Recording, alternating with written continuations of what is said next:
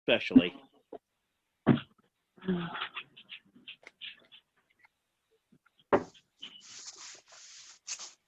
Thank you very much. Danielle, would you please call the roll? Mr. Bongiovanni?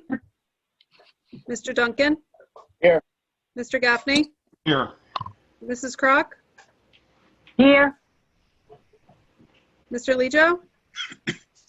Mr. Rayhill? Mr. Ray? Here. Mr. Riley? Mr. Toppin? Here. Councilman Schindler? Here. Mayor Francis? Here. Mr. Gilbert? Here.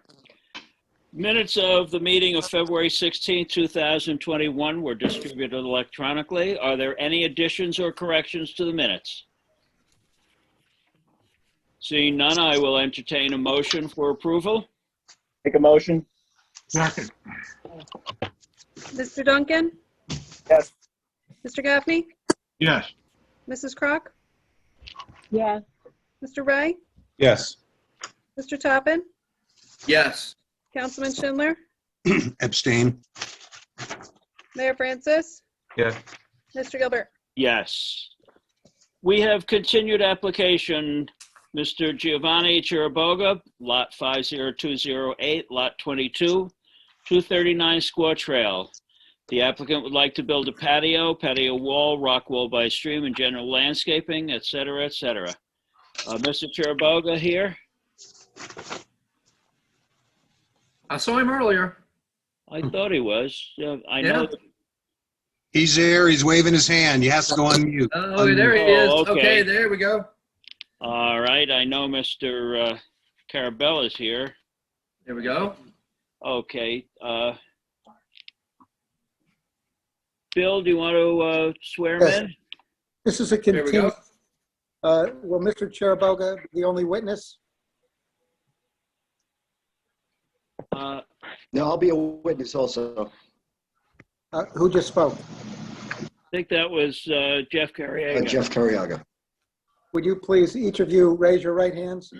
Do you swear the testimony you're about to give will be the truth, the whole truth, and nothing but the truth? Yes, we do. I do. And Mr. Chiriboga, how are you related to this application?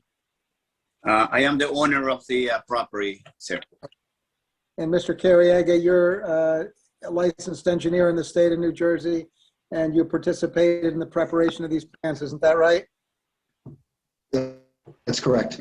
And you've testified many times before this board, Same situation wouldn't start back up. correct? Everyone wants up. So there's a few ways to say. Yes, Mr. he Carriaga? has. Yes, correct. Okay. Okay, Mr. Chiriboga, what do you have for us tonight? We actually handled the project to Mr. Carriaga. Okay, Mr. Carriaga, what do you have for us? Mr. Carriaga? Well, we prepared some plans to clean up. Yes, we prepared the plans to clean up the application. We've been working with the DEP to get the approvals for the work that was done out there.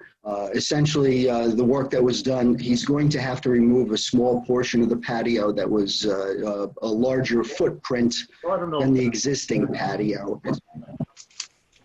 Is that on the plans, Mr. Carriaga? Not yet, no.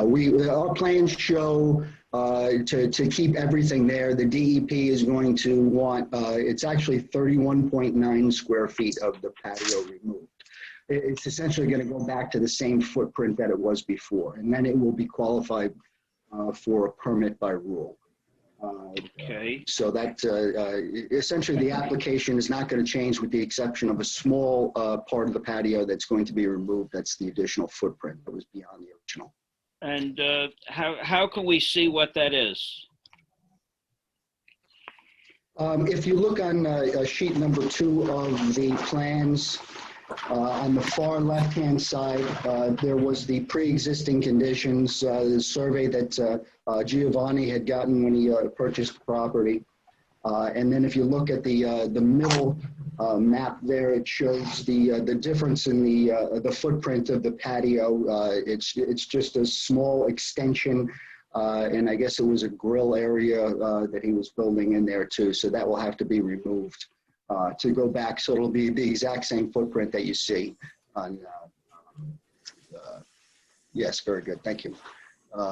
Same footprint that you see on the left-hand side will then same footprint on the right. So it'll be the exact same footprint. The DEP, we have talked to them about the rocks and the minor change in the water directional flow. Since it was done by hand, again, it does qualify as a permit by rule. It's actually permit by rule 7.8 is what's appropriate for this, and that is construction at or below grade in a flood hazard floodplain area. So both his project will qualify for these permit by rules. We understand that we need to get the DEP formal approval in writing, and we are in the process of getting that. Okay, so should this application be extended once again until you have that in writing? I don't think so, because it's something that they did. Any approval you give will be subject to us obtaining all the other necessary approvals. And, that would be, Okay, Bill, what do you say, Bill Haggerty? Permit by rule approval. So, Fairly modest change, obviously, and it is a restoration to what existed before the applicant took it upon himself to go ahead and make these changes in the patio area. As long as we have a representation that the site plan is going to be, variance site plan is going to be amended to reflect the testimony that was just presented, that the area would be restored to its pre-existing condition, then I think we're okay on that element. Okay, does anybody have the only- objection to that? Okay, are there any other questions or concerns? Didn't we have a lot of questions and concerns from neighbors regarding access? Well, we'll get to that in a moment. Before we have any motion, I will certainly open it to the public. Are there any other questions or concerns from the board for Mr. Carriega or Mr. Caraboga? And Jeff, it's been a while. Can you just go through the proposed improvements and the variances that required and give the justification for the variance? Sure.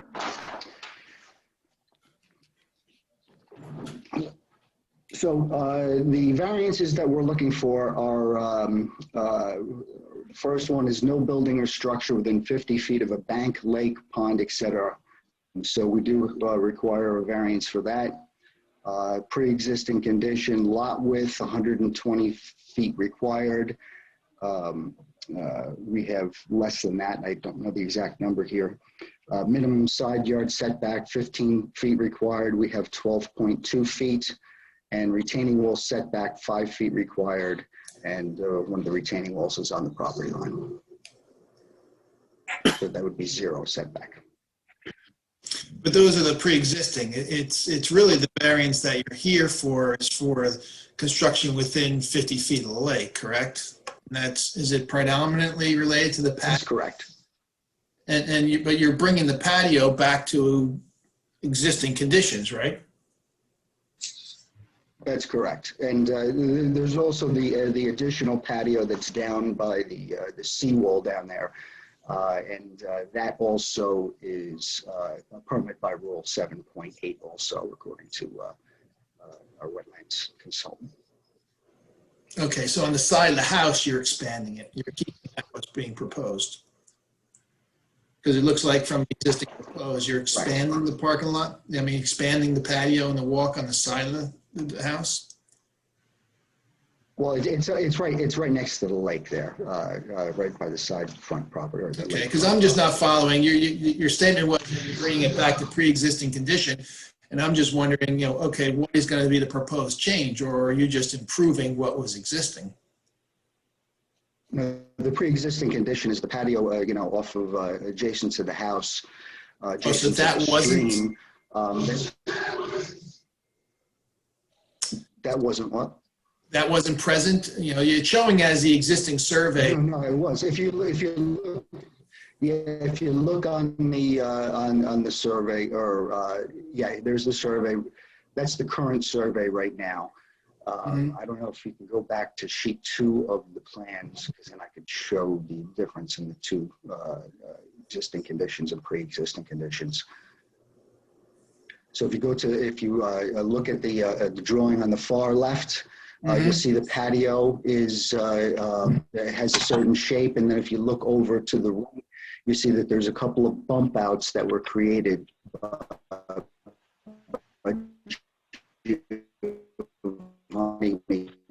patio. Those bump outs will be removed so in order to qualify for the permit by rule. And then if you go back to the left drawing up to the top, you'll see the dock that goes into the lake, and there's a small concrete patio or walkway right next to the dock, correct? Yeah. And if you look at the now the middle drawing over there, that walkway has been replaced with pavers. So there's some additional coverage down over on that side next to the seawall.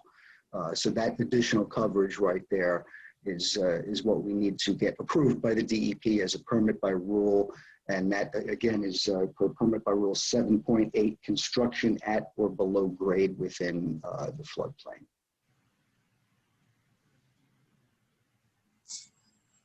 Okay. That makes sense, John? I guess, you know, it'd be clear if it had a plan that just, you know, shows exactly what you're what you're in front of the board for. You know, you gave a lot of description, but it's.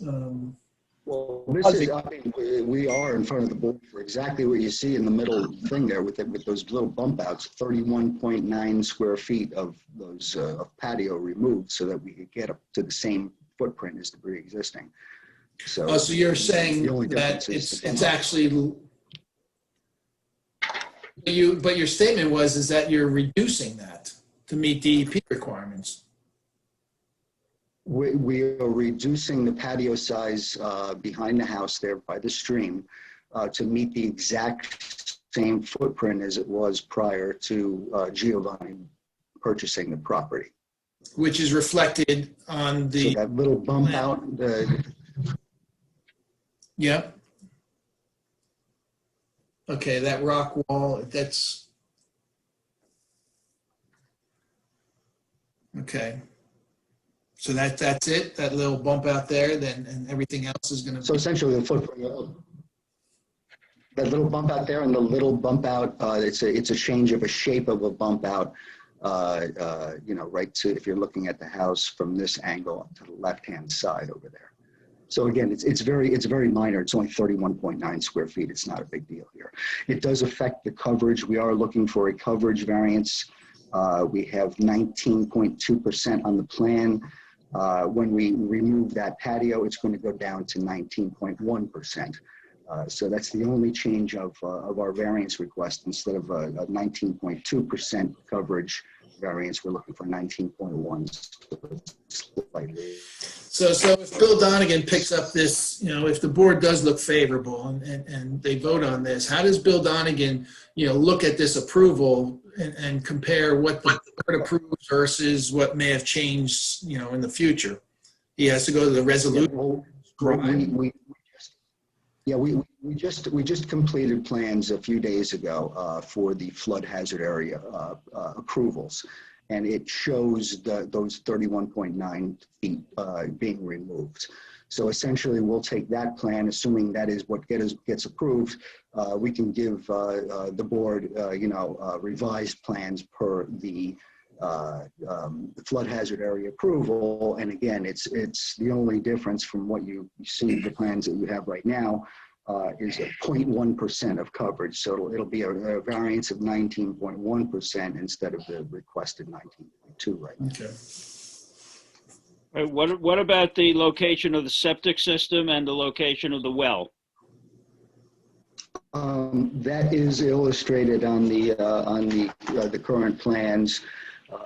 He does have a combination cistern for the roof runoff in his house that he supplements with lake water right now. So there is no well, there's just the lake water and cistern, and the septic is down by the patio on the lake side of the house, and it's shown on the plans. The cistern is actually right adjacent to the house. Well, that's a chimney. Yeah, I don't see that on the plan. The basement one. It's in the basement. Yeah, I will, again, Oh, it's I'll in the put it on the basement? plans, but the bottom line is it's an interior cistern. Oh, Yeah, interior that, cistern. that is filled up with roof, right. Okay.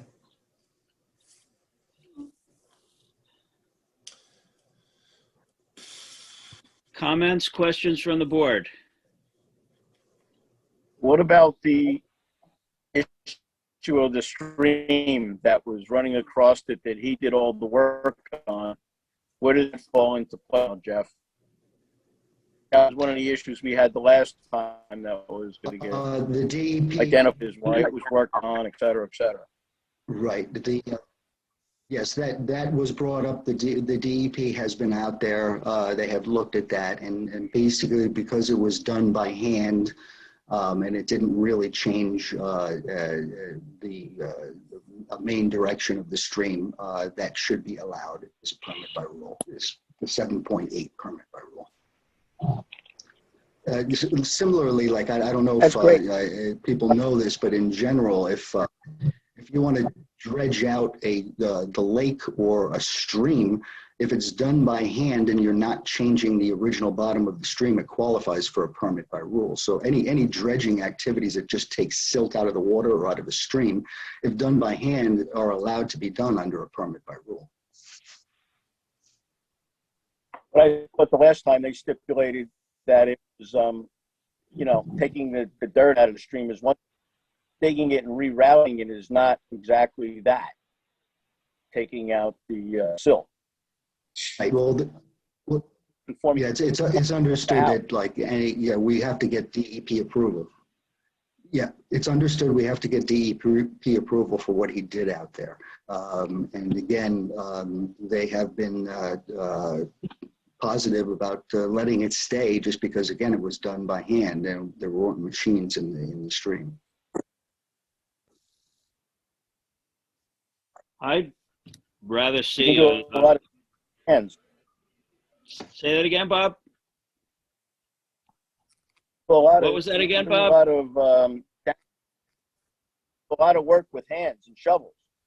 So that kind of doesn't count doing. Yeah, personally, Alan? I'd rather see final plans before we approve it.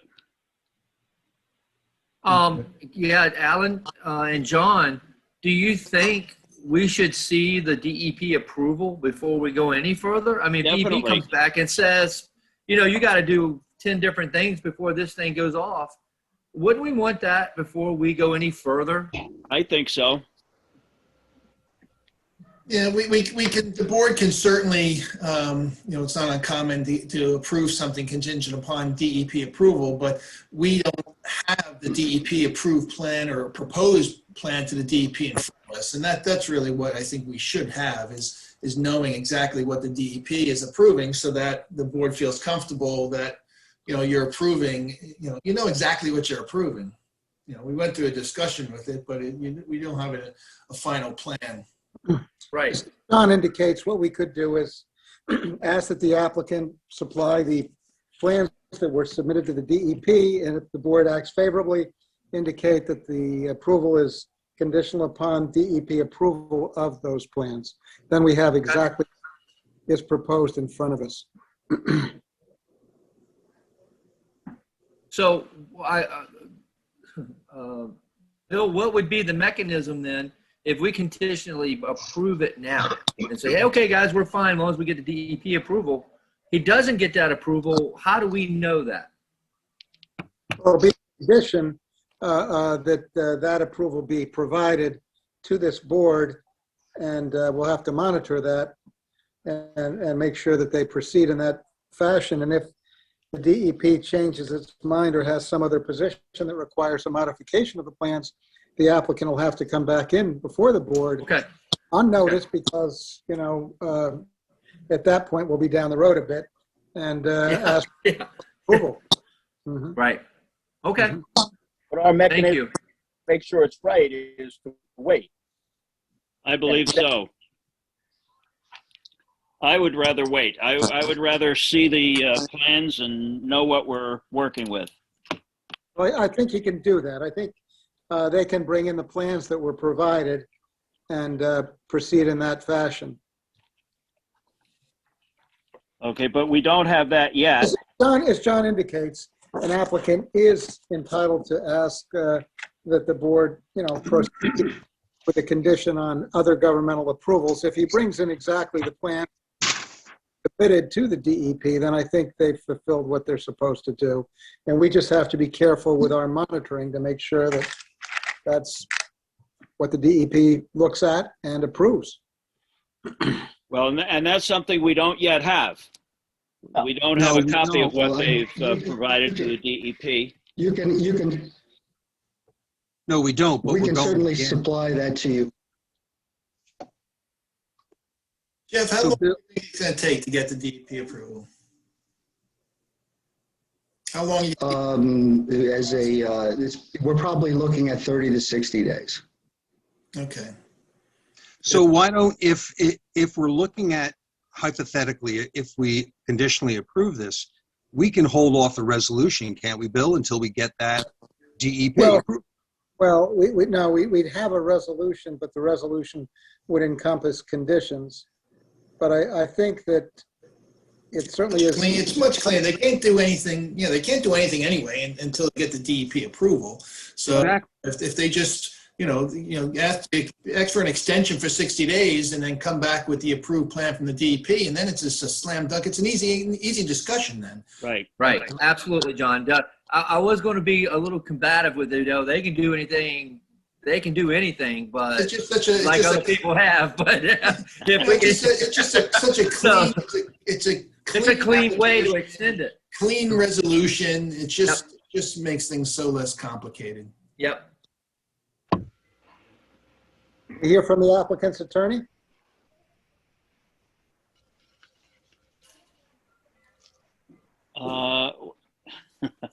Well, we have meetings in April on the 6th and the 20th, and in May on the 4th and the 18th. I would rather see this extended until one of those dates. Well, I'd like to see extended till we get a clean copy of what the DEP approved with documentation that the DEP in fact approved it. Yeah, we can carry to the date, and then they can request another extension. Yet. But the board may want to just vent this, make sure that none of the other board members have any comments, the public doesn't have any comments, so that when they come back, they address everything, not just the DEP comments, but any other concerns and issues that the board has. Right. Well, let's just check with Mr. Chair Boga and see if he has any objection to that. Mr. No, Chair sir, I Boga? do not. Okay. Right. In that case, let me just open this to the public and see if the public has anything they want to say.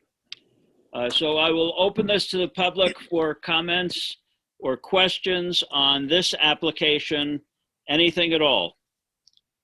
I have Anything, Mr. Snyder here that's on. Okay, Mr. Snyder. Good evening, Mr. Chairman, members of the board. I'm here as consultant for the Lake Hopatcong Commission, and I appreciate the board's concern that you have a clean set of plans, and that there be also perhaps some testimony with regard to the planning issues that would warrant granting the variances. I understand that there are permits by rule that the DEP can issue, but that doesn't really have much to do with the town's jurisdiction over whether or not to grant variances. So with those two comments, I'm perfectly happy with the way the board is taking this application, and we'll reserve further comment until it comes back. Thank you. Okay, thank you, Mr. Snyder. Anybody else from the public want to make comments or ask any questions about this application? I would remind everybody in the public, if they want to make a comment, go to the reactions button, hit the reactions button so I can see your hand.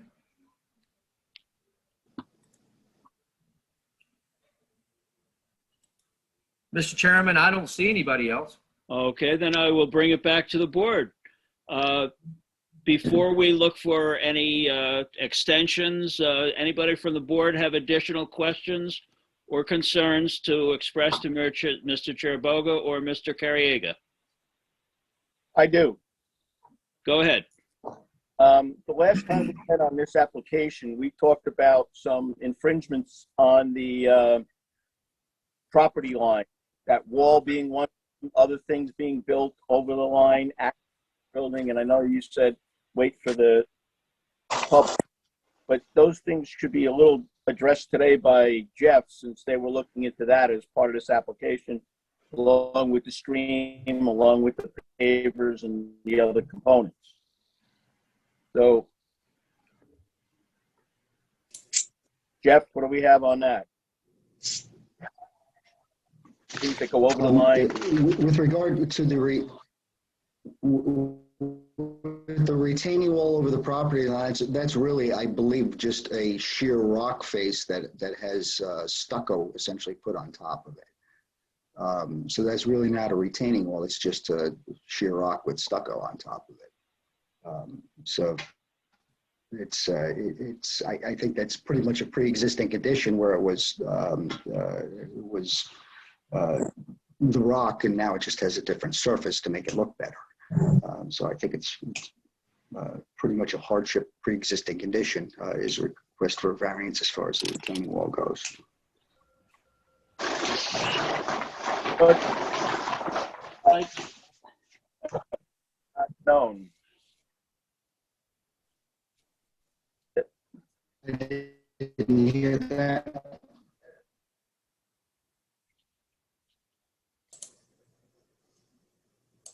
Hey, anything else?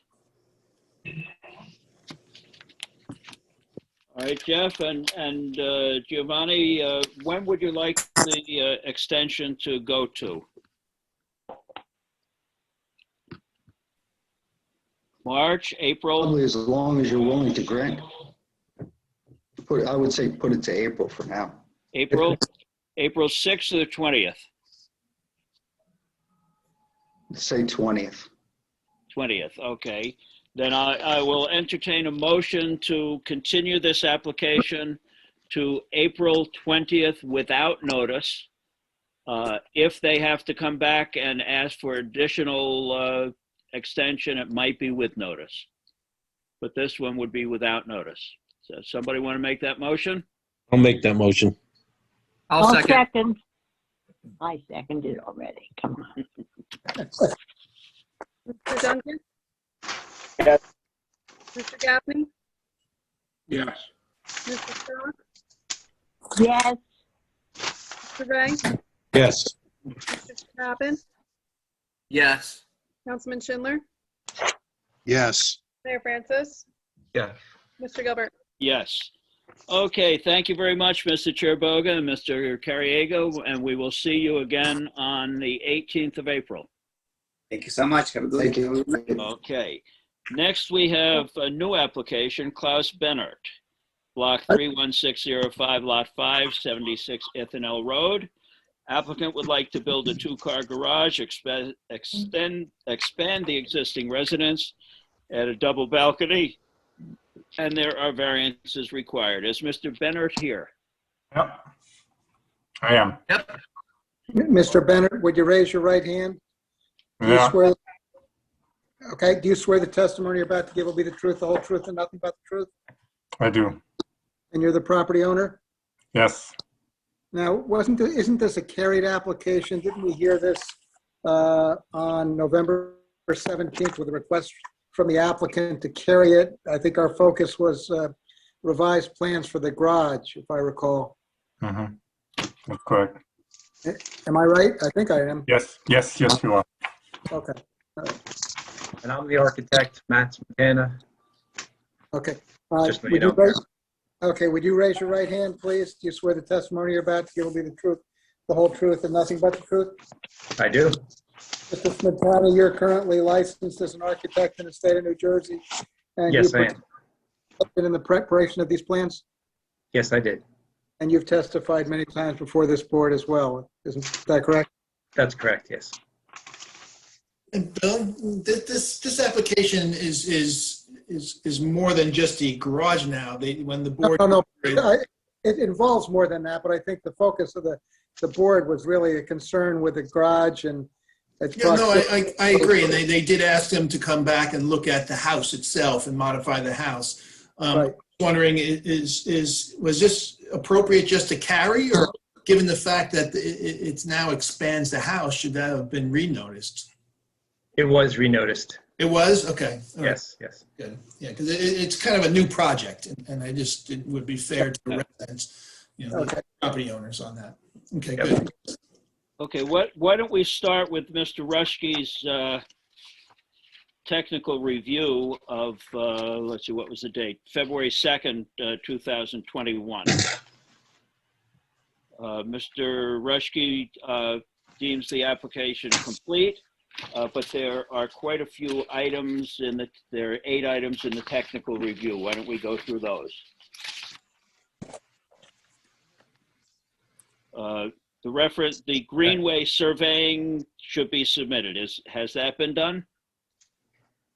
We did submit the copy of the survey, and that was included in everyone's package from Greenway. Okay. The proposed location of the. Let me clarify that. I was looking for the original Greenway survey before you incorporate into your plan, just because I wanted to be able to see that what was incorporated in your plan was actually depicted on the site plan, the survey. So that can be provided as a condition of approval, but I do like to check that to make sure that what you're representing is accurate. Right. I believe the original is at the house, and Klaus is not there right now, so we weren't able to access the original. But okay. All right. I'm okay if that's provided as a condition of approval, but it is a check that I want to do, given the constraints on this property, to make sure that it's being represented properly. All right. The proposed location of the detached garage footings should be depicted on the site plan. It should be demonstrated that the proposed detached garage construction will have no negative impacts, will not interfere with the existing septic bed. Okay, so that was also part of the latest attachment I sent. I can either share my screen and show you it, or I don't know how you want to do it. But Danielle, do you have that on the screen? Hold on. Yeah, do you want to take the lead and go? You have my comments, my letter, correct? Mr. Bennett? Sorry? You have my letter, correct? My comments? No? I have yours somewhere. I just gotta find it. All right, because might be better for you to just do it at this point. All right, yeah. A lot of times, if you just go through it and just address it yourself and refer to the appropriate plans. Mr. Smetana, is this what the board would have? What you are? Yeah, this was the package. Yep. So page 4.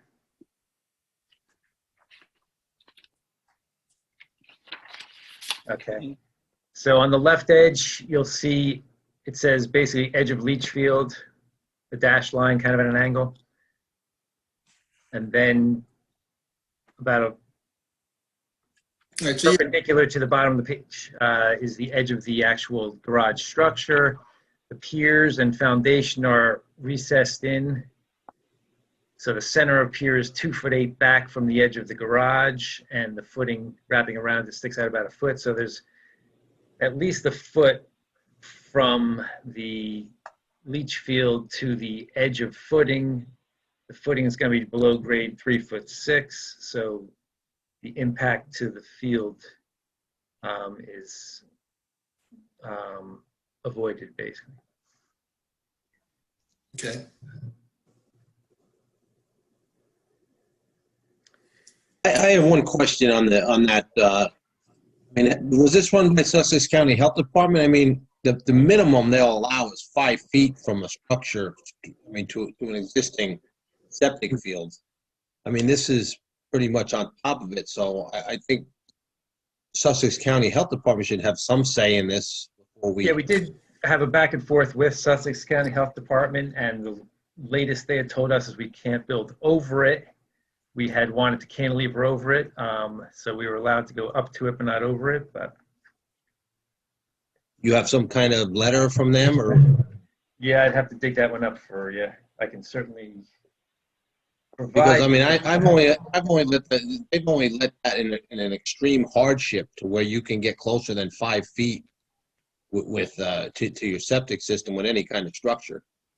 Right, and part of it is that it's an unhabitated structure, and yeah, it is kind of a tight position on the property. We're basically butted up to the street and butted up to the leach field, so it's certainly a difficult situation to start with. But so we Like a created hardship. Yeah, it's a created hardship. Well, you could say that, I guess. To get any parking on this property, basically, that's either we'd have a retaining wall at that point, or we'd have this structure basically at the same point, just to be able to put any parking spaces up there, so without being in the street. There's a lot going on that little piece of property. There certainly is. I mean, it's what is it? It's 4,300 square feet total. Right, it's a undersized lot, and it has some significant challenges. I mean, you're basically putting the garage, the corner of the building on the street. I mean, right at the street line. I mean, is that correct? Yes, it is. Those two corners are tight to the street. There are, I can show you precedents of other properties that are adjacent or nearby that basically have the same or very similar relationship to the street. They've been there a long time. They've been there quite a while. Yes. Or we, I mean, we're. Yes. I mean, I don't know. There's a lot. This is you're trying to squeeze a lot into. You're on top of the septic. You're at the property line, at the street. I mean, it's just. I don't know. Right, we're not right on the street. I mean, the street line is actually, if you look at the survey from. Yeah, I see it here from Greenway. The road is actually a little bit further away from. It's not right at the edge of the property, but where other structures are right on it. What's that? You're up to the road right of way, not to the pavement, is what you're trying to say, I think. Correct, yes. So if they're parking under the garage, is there going to be traffic over the septic field? If you're parking where? Under the garage. Under the garage? No, it would just be underneath the garage. How are you going to get there? Through the adjacent driveway that's currently shared between the properties right now. And it's just for once a year storage of a boat underneath it. So it's not an ongoing, parking situation. I don't know.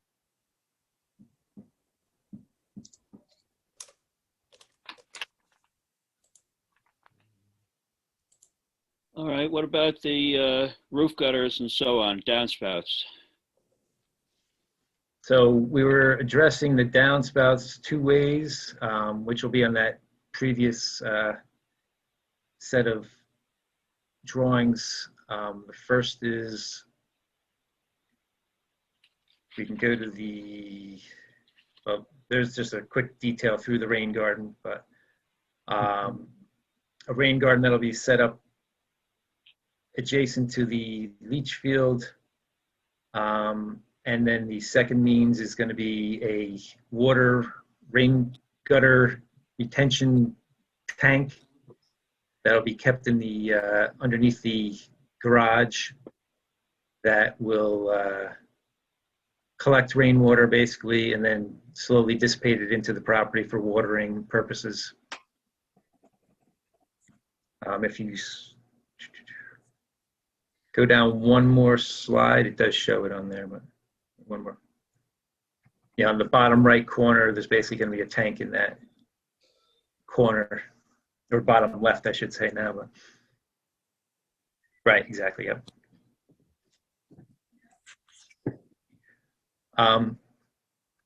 If I can share my screen, I could show you some of those photos of the adjacent garages, just so you can see the relationship of this property and how it works with. I'm sorry, can you just explain, where's that rain garden going again? Okay, we go back to that slide, or I can show you on my screen. Oh, grass with turf reinforcement on the side? Is that what you're proposing?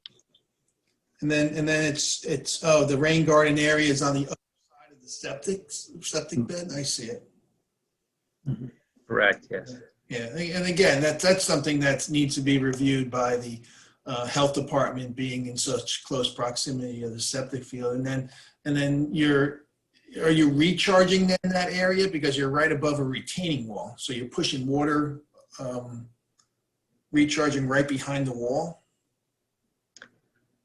Right, yeah, I mean, it's basically, yeah, I mean, obviously this property is limited to where we can put it, so it doesn't make sense to be on top of the leach field, but that's pretty much the best location. Yeah, but is that a practical location around this? You know, are you just going to seep right out of the wall? That's a segmented wall, right? Yeah, it's a similar wall to the wall you see on the screen right now. But,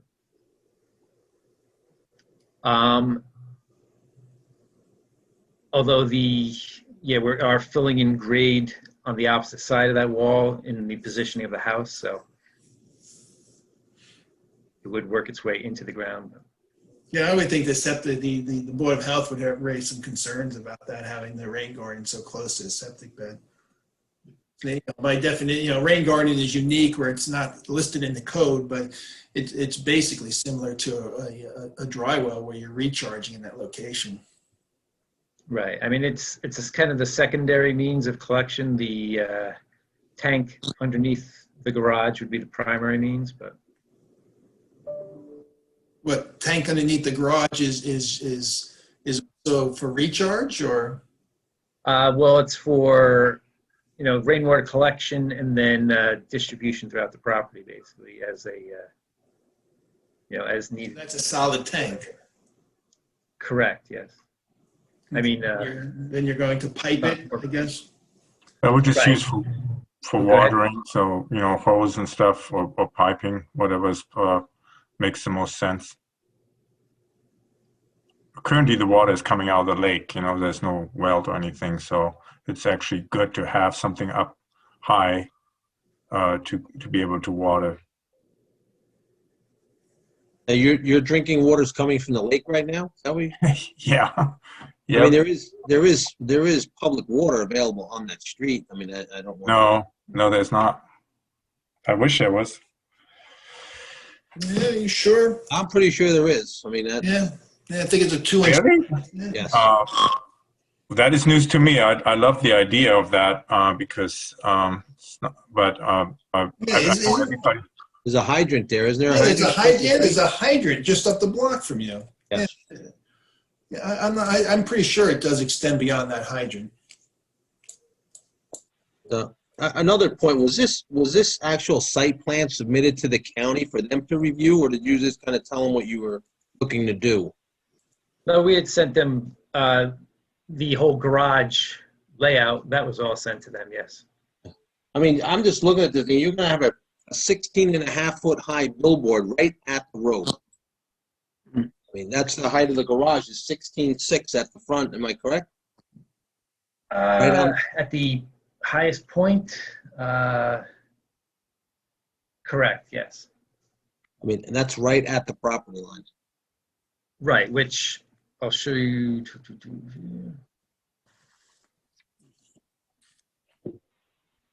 I mean, this garage number at 88, if you go to the peak, Yeah, but those 16. I don't think have much bearing on what we're dealing with right now.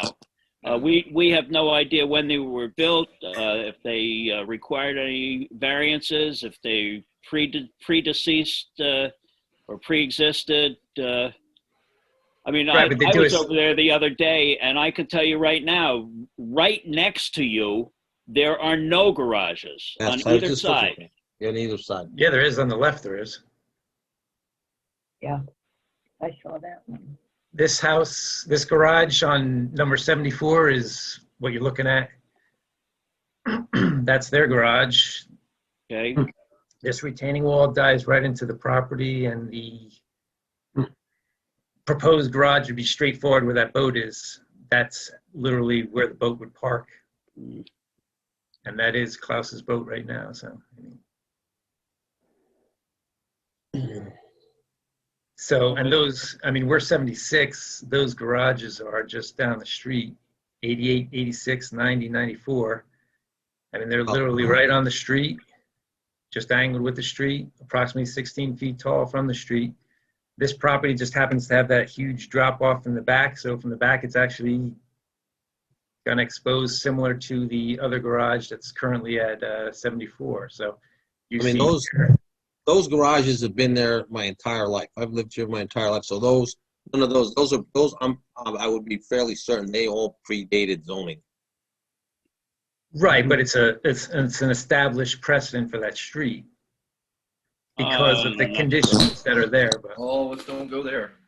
No, I don't believe any precedent in land use. Each and every application sinks or swims on its own merit. So the Right, precedent. and that's the exact reason that we have zoning, and that we have these variances. right. I understand that it requires a variance. It's obviously it's not the ordinance allowing it. So, but again,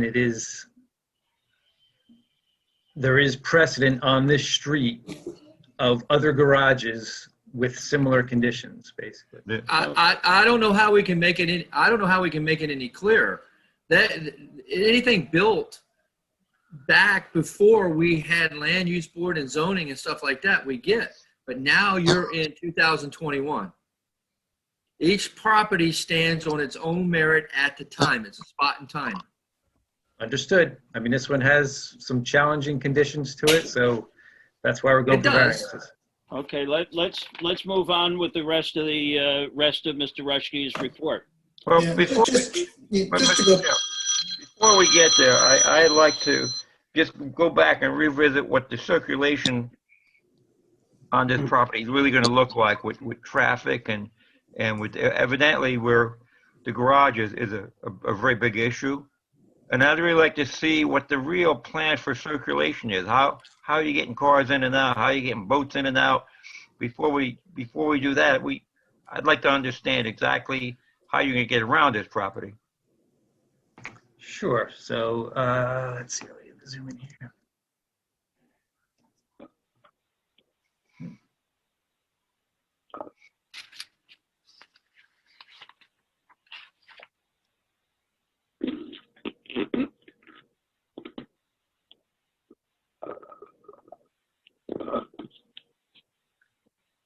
So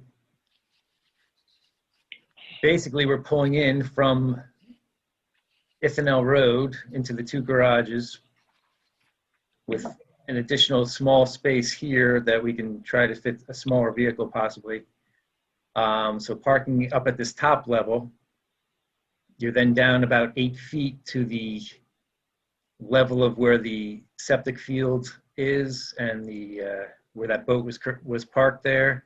We have a staircase running down the side just to get down to that level.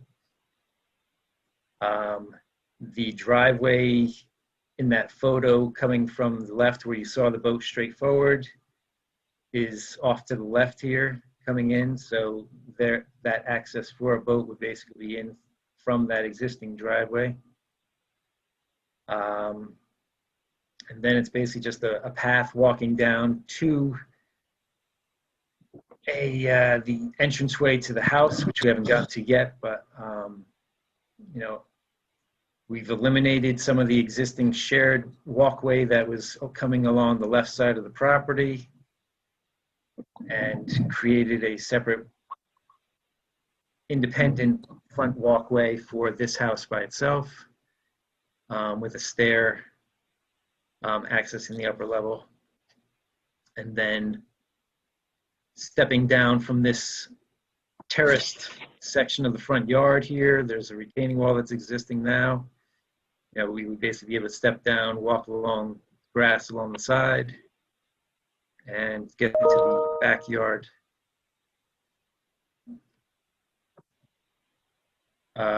Basically the lake side at this point here. But there's entry levels at the main level as well as the upper level, since this is reverse living at the front of the house. And then it's walkout basement at the back with the 2 decks and a spiral staircase. All right, thank you. That's helpful. You can't get to the lower bay for the garage where the boat would be placed without going on the neighbor's property? Is that the testimony? That's the testimony, yes. And do you have an easement against the adjacent owner's property to allow that to occur? This has been this has been a shared property. It's actually, even that property 74 is sharing the driveway of 72 to get to that property. So it's been a shared since as long as I know, and from I think folks who live there maybe longer in the area than I have may know more about the history of that. But I know that I don't think there's anything on my that shows any of that, and I know that's not on 74 because I knew the guy that owned 72. So so again, that area is shared, and that's the current condition, right? So right now there's no street parking, and the only way I can park on my property is going full time through the driveway of my neighbor to get to my property, and that's also the only way I can access even the house overall.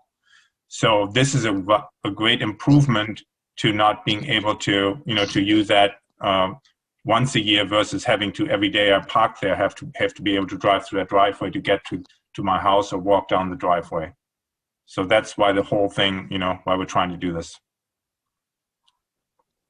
Now, my only point is if you don't have an easement, your neighbor may change, the ownership may change, they may put a fence right there and you can't get your boat in Right. at that point. And if that happens, then I don't have parking underneath it, but at least I have my parking upstairs. So it's kind of the point why we're doing this again, so that at least I have parking upstairs, up on the street level, so where I right now don't have any parking.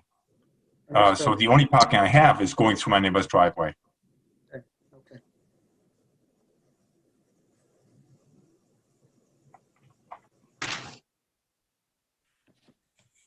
Okay.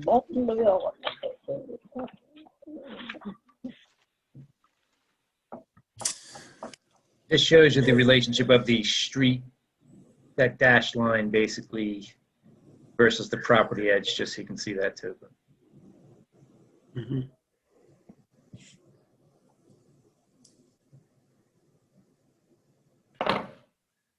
And this is that driveway coming in from the side.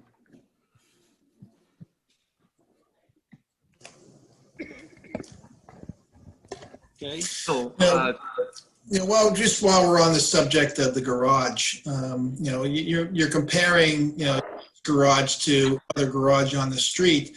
But the other garages on the street are, most of them, I would suspect that the height of the garage door is only 7 feet. It's small. Most of them are just a single bay, small structure, while, you're proposing a 12-foot high door on one side, and it looks like 10 foot on the other. And yes, they have a peaked roof, but, you basically are showing a very large mass in, on the front level and having it. What's right. Again what's the necessity for such a large I have a van that's 12 foot tall, 11.6 feet tall, and I have a truck with a what do you call it, one of those ladder racks on top. So that's why I'm trying to park there. That's why the depth of the garage and the size of the garage. Are you running a business out of this garage? No, that's an RV. So Are these commercial vehicles? no, personal vehicle. It's an RV, yeah. And also the intent was to hopefully utilize the roof for some solar so that, can be more environmentally friendly. So it's got the higher peak at the front because of the angle of the sun and the ideal positioning for that. No, I acknowledge that, you've made, improved it from the last submittal that you did, but it's still very large. It's still a very massive structure. And I have to agree with you there. I mean, it's it's all over. It hits the property line, hits the septic bed. You're only 3 feet off the side yard. I mean, it's a massive structure. I mean, to be right on the road.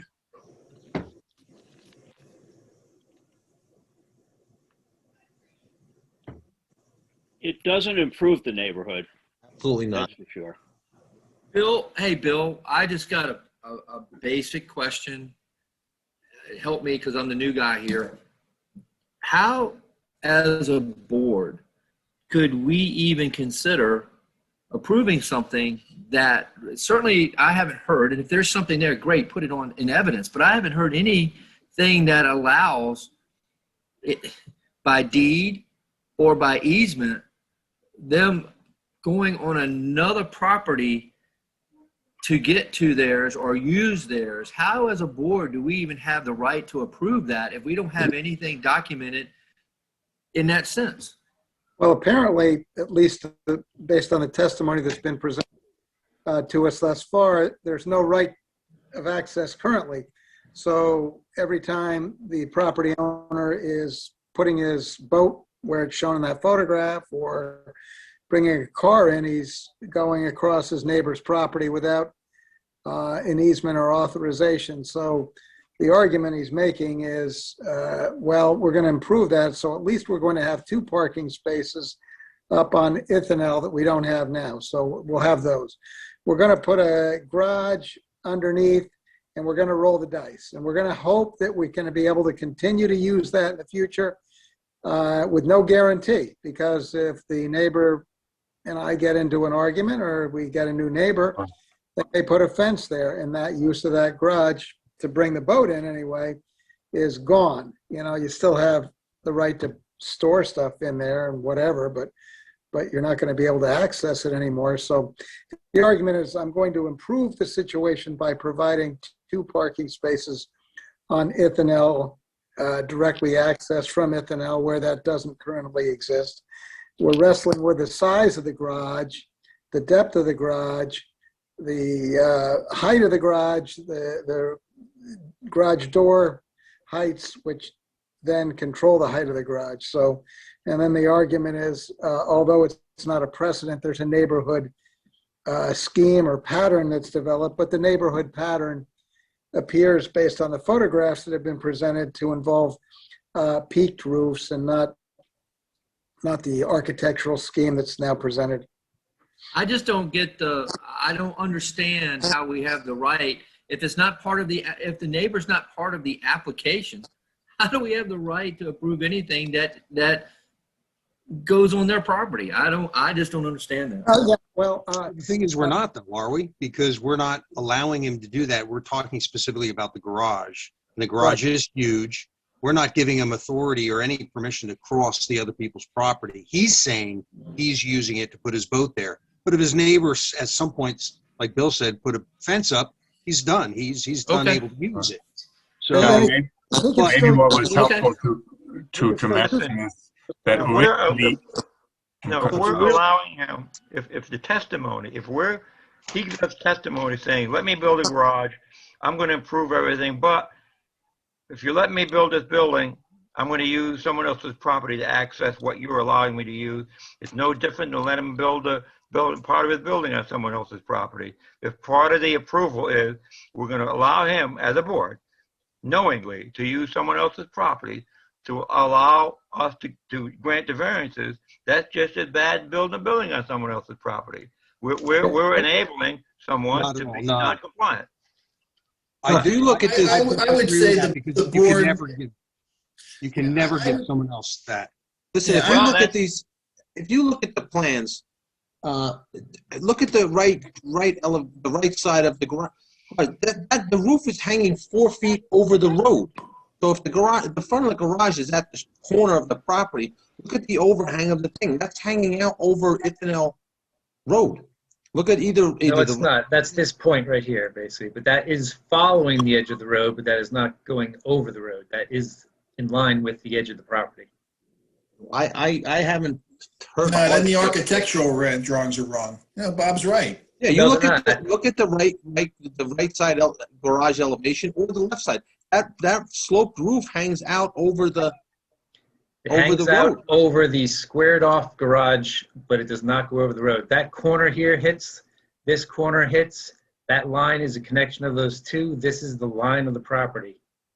I'll show you on the property basically, but corner hits, it's just an extension to that same line. So it's basically right at the edge of the property, but it's not. It over looks the like property. you're building that double line that you have there. Looks like the foundation is right Yes. property, correct? The corner is at the edge of the property, correct. Okay, corner now is go to right the on architecture. line. Now What's go to the profile. Look to the side yard view of the project. Yeah, so from the side, you're seeing this overhang right here.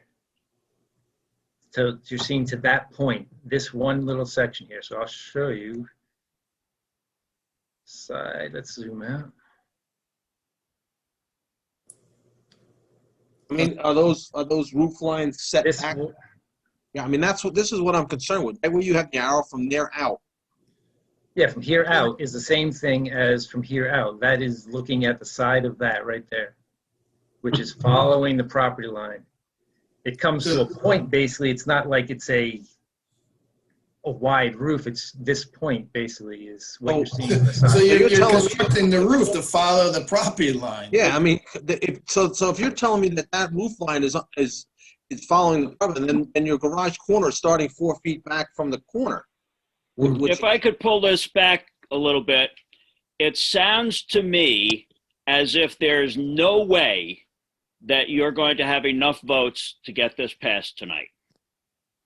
So it seems that you either have to go back to the drawing board with it or forget the project or do something. But there's just no way that, we can go on for another hour or 2 hours about this one, but there's no way that you're going to get enough votes tonight to get this passed. So I would suggest that something else be done at this point. Yeah, Alan, perhaps you want to talk about the house so that the board can give him guidance on the house also? 'Cause he's That might be a wise idea. yeah, but do we have to take the application as a whole with the Well, garage? the applicant can amend it. You know, he can certainly amend his application if he desires to do so. But, you know, the board should entertain just hearing the whole application and giving him guidance on all aspects of the application. Sure. I mean, one of the things I think I'd like to at least have clarity on, look, the access to the property is not going to change no matter what size of building there is. And it seems like that's one contingent, it's one struggling point there. So, you know, I mean, it's costing me a lot of money too to do this stuff. So and my goal is to improve it and to make this a better property and a better accessible and all this stuff. So, but I can't keep spending money without direction, knowing what would actually get this to pass, you know, because it seems like we're getting the same sticking points here. And we've downsized the garage, we've done all kinds of different things and accommodated last comments, and we get more comments and they weren't brought up last time. And I just feel like this is kind of you know, I want to do the right thing. I want to address everything there is, but I got to have some clear directions. How would this pass? What needs to change so that we can make those changes? And then I can decide, well, am I willing to do those changes or not, and scrap the whole project or not? And just the board did raise concerns, you know, last meeting regarding access, but side, you know, I think what you have to represent is that you can say that the bottom of the garage can be used for storage, period. You shouldn't Yeah, okay, then, I mean, that's fine too. Yeah, just represent it, and if you end up having a side agreement that the board's not involved with your neighbor, allowing you to pull the boat in, that's between you and your neighbor, but the board's not going to approve boat parking under there when you don't have access for boat parking. So you're I agree to that. I will agree to that. I'm fine with that. And if I have to get the overhang of the roof back I'm fine with that. If I have to bring this down, even if, as long as I can still have access to a 12-foot garage, but you're saying, well, okay, you have to slope it down a bit more, see whatever I can do. I mean, I will do all those things. I just need to know at what level this is going to pass, so that we're not, I'm not spending a lot more money and coming back and then find more and more other issues popping up. It's just, I hope the board understands I got to have some direction here to know at what point this even has any success of passing, or am I just wasting everybody's time? Right, because I do want to clarify one thing. I mean, the garage did shrink by 3 feet in depth as well, so it's not like we reduced the width, we reduced the depth, and we're still tight. I mean, the one garage bay at 18'8" outside to outside is really 17'8". I mean, it's tight for a small car, but it's. I can't speak to the board, but if the garage is definitely a concern. So if you want to start at a starting point of what may be acceptable to the board, what would be acceptable to the board is building what's immediately next to you, and on both sides is where you just have off-site parking and not a structure. That's certainly, you need parking, and if you were to just build a parking area with retaining walls, or have this overhang, build a concrete platform and have storage underneath. But to have off-street parking, I think that's something that the board would look favorable on. Now we talk about a structure. So you do have a starting point, which I think would be acceptable to the board.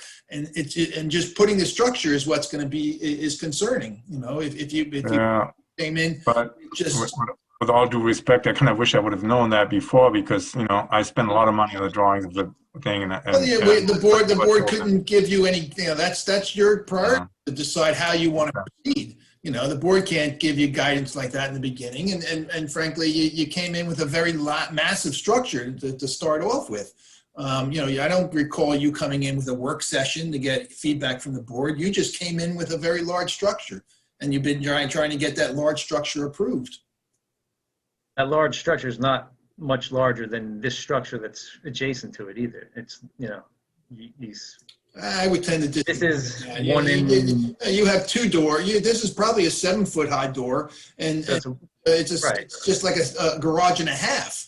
If you came in with with a 1-car garage, that would be certainly a different application than with the massive structure that you're coming in with. Right. So this is a 1.5-car garage. Height-wise, again, we're a little bit higher. So I guess that's the question: is if we reduce the height, is that a more acceptable garage, or does it have to be less than a 2-car garage in order for you to accept it? Because that's parking is a challenge here. I gave you my feedback on what I think a starting point would be for which the board would approve is basically constructing off-street parking. So certainly the board members can give you some feedback on their thoughts on others. Well, we can give some feedback, but we can't we can't decide what it is you want to do. Sure, understood. Yeah, no, I'm not asking that, but I would like to, clarity is, look, if it's, we shrink down the size and stuff, obviously still I like to be able to put 2 vehicles up there.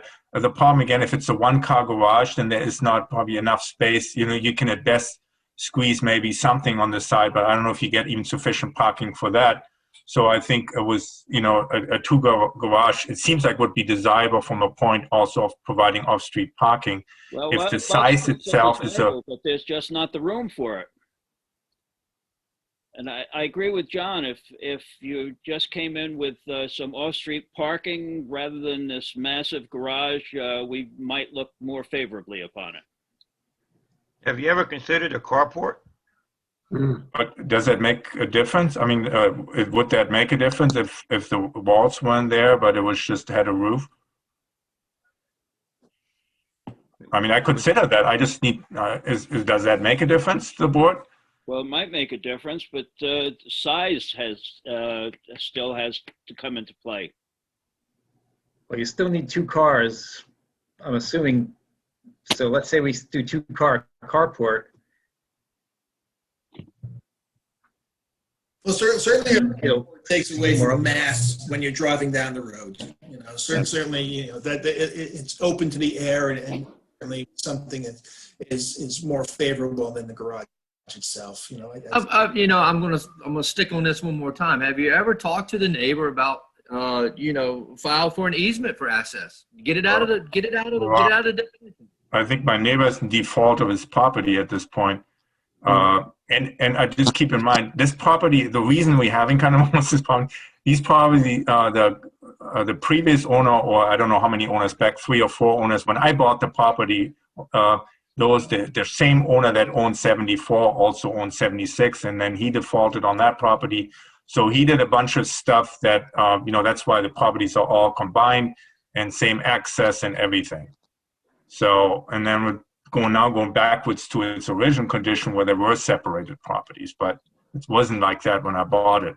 It was just like that. Even the driveway, the paved driveway you see on that picture on the right-hand corner is 6 feet into my property. I mean, this is clearly designed to go into, that's how the driveway and the access is. There's no other way. And that was unfortunately built that way, and that's how it is.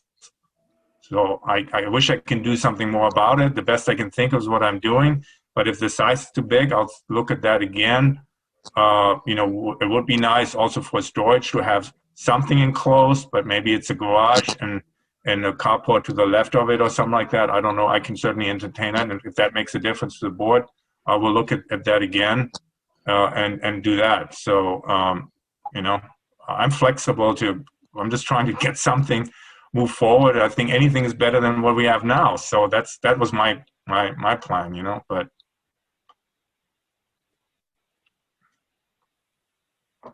Okay, I think we can move on to the house. So. Okay, let's go on to the house. Okay. So I'll start on the site plan related to the house.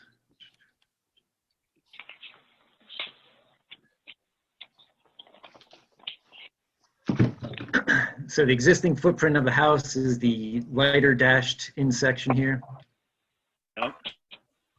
We are proposing to expand to the left side just to square off the house and have a little covered entryway in the front here just to protect walking into the house. In addition, we had the deck shown on the previous application. We're still proposing a 2-level deck out the back. As far as setbacks go, we need variances. I mean, the pre-existing side yard is 5'3" on the right side. We're maintaining that exact line.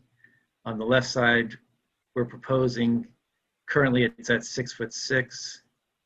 We're proposing to go to 5 feet as well on that side, just to kind of gain a little bit of extra space for both floors.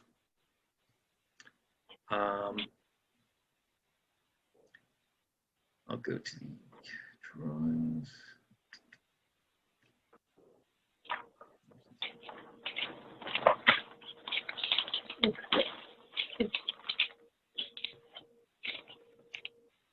So these are the proposed drawings here. Okay. So from the street side, at the main level, we're actually doing reverse living. So the level you come in at, which is walking in just about level with the existing septic field and that retaining wall, top of the retaining wall, you're coming in at what I call the main level of the house, which is this middle drawing here. There'll be a door to access that. Basically 2 bedrooms, a master bedroom, and a separate smaller bedroom, master bath, and a second bathroom. All the living space will then be on the upper level. So a little powder room for that level, basically just kitchen, dining, living room. And then both of those levels would have decks on the lake side. And down at the bottom level, since really there is no attic space, it's basically ceiling equals roof, a shed roof going down. we would gain some storage space along the front side of the house. And then just kind of a game room out the back with a little bar area for entertaining. There'll be gravel underneath the 2 decks. And then a spiral stair basically connecting all 3 decks. Then on the interior, basically just a stair in the corner, basically to connect all 3 levels as well. The elevations are doing more of a contemporary style to the, oops, there we go. So the grade drops off significantly from front yard to backyard. So the back is actually a walkout basement. So the lakeside is basically going to be, majority glass, as well as on the left side, because those are the primary views from this property. So with the reverse living up on the top, that will be where we're going to have kind of wraparound glass with taking advantage of the views. On the neighbor's side, it'll be more solid with just like a window at the corner to kind of gain a little of a panoramic view. And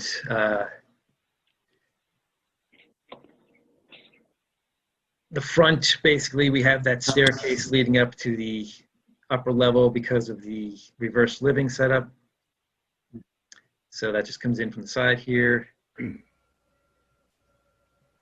Materials, hardy board siding, basically, and just more contemporary trims, simple trims around all the openings and the eave lines. And then along the foundation, some sort of manufactured stone.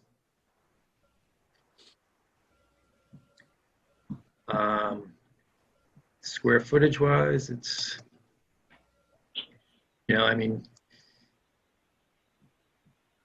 it's not an excessively large house for a house, basically, a master bedroom being, a little bit larger of a space, but, it's pretty much a similar size to living room, kitchen, and dining, so there's no really extra spaces built into the house. Square footage.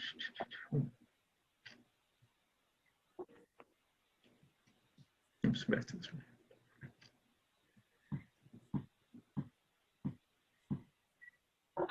So the total livable area, including the basement, is just under 2,000 square feet.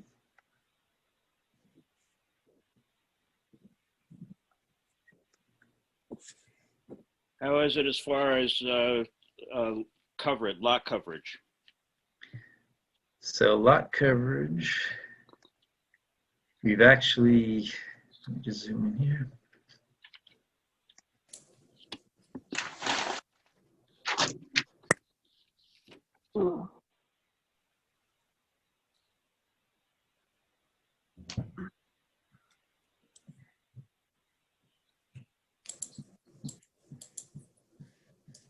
So the existing impervious coverage is 35%. We're proposing 38.8%.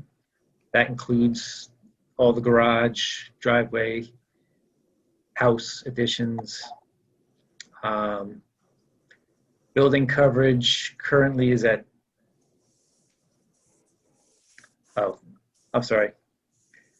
existing is at 32.6%. We're proposing 38.8%. For the impervious coverage, building coverage is currently 13.3. We're proposing 28.7, which is 8.7 over the allowable. And building height is 34.5. Go ahead. You included the garage with that building coverage, didn't you? I did, yes. Yep. Okay. So if you remove the garage, would that make it conforming?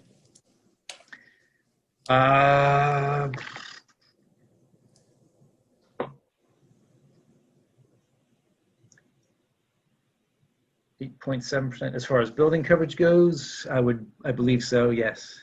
Okay. And probably as well as impervious. So although impervious is going to be a driveway probably, so I don't think it's going to make any difference as far as that Impervious goes. would probably be the same. Okay, thanks. And depending on how this garage is built, I mean, if we again build a retaining wall for the garage, then yeah, it won't be a building, but I'll have a retaining wall right next to the septic system versus building it on piers. Now it becomes a building. So I guess it depends on how it's approached as a garage, or as how the garage is addressed, or parking is addressed, basically. As to whether or not that would be a building still or not. No, it wouldn't be. You wouldn't get that as a building. Well, if It would count towards your impervious, but it wouldn't count towards your building coverage. Well, if it's a No, you're saying retaining wall, I agree. If it's not a retaining wall, if I elevate a slab and put piers underneath it to support it, I then think it's we would open still underneath. call that a structure. I don't know. Bill Donegan, what do you think? You call that a building? Structure. Structure, right? Yep. Enclosed underneath, it'd be like a shed. Yeah. Yeah, shed or some additional. Yeah, but if it's not enclosed, it's more like a carport. Almost. But if it's left open, it would just be a parking deck with the be a structure, yeah. covered area, under. Does that count towards building coverage, or? I think me, along the way I would look at it, is if it's just a parking deck open underneath, then I wouldn't count that as building coverage. If it were enclosed underneath as a shed would be, then I would consider that building area. But what about a concrete slab versus gravel? Well, I mean, if we're on the ground, yes. I mean, it's just coverage, period. Correct. Right. That would basically require us to put a retaining wall right up against the septic field. But.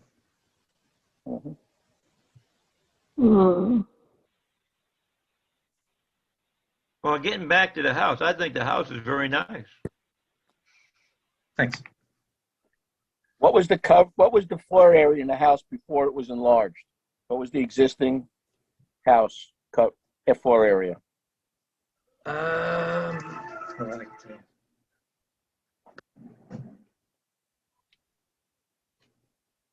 you.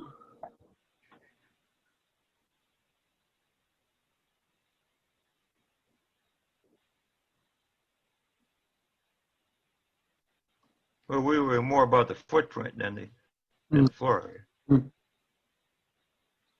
So I'm going to get volume on the. So the existing footprint. We have the existing down as where is it, 500 and 80, 544? Yeah, you have it identified as 580 as the existing building coverage. Yeah, that's correct. Yep, 580.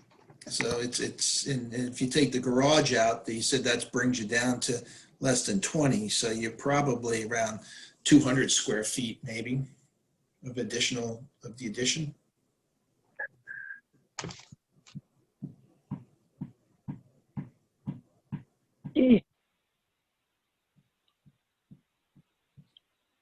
Let's see what let's see if the public has anything to say about this. Would anybody from the public like to comment on this application that we are currently discussing? Mr. Bennertz.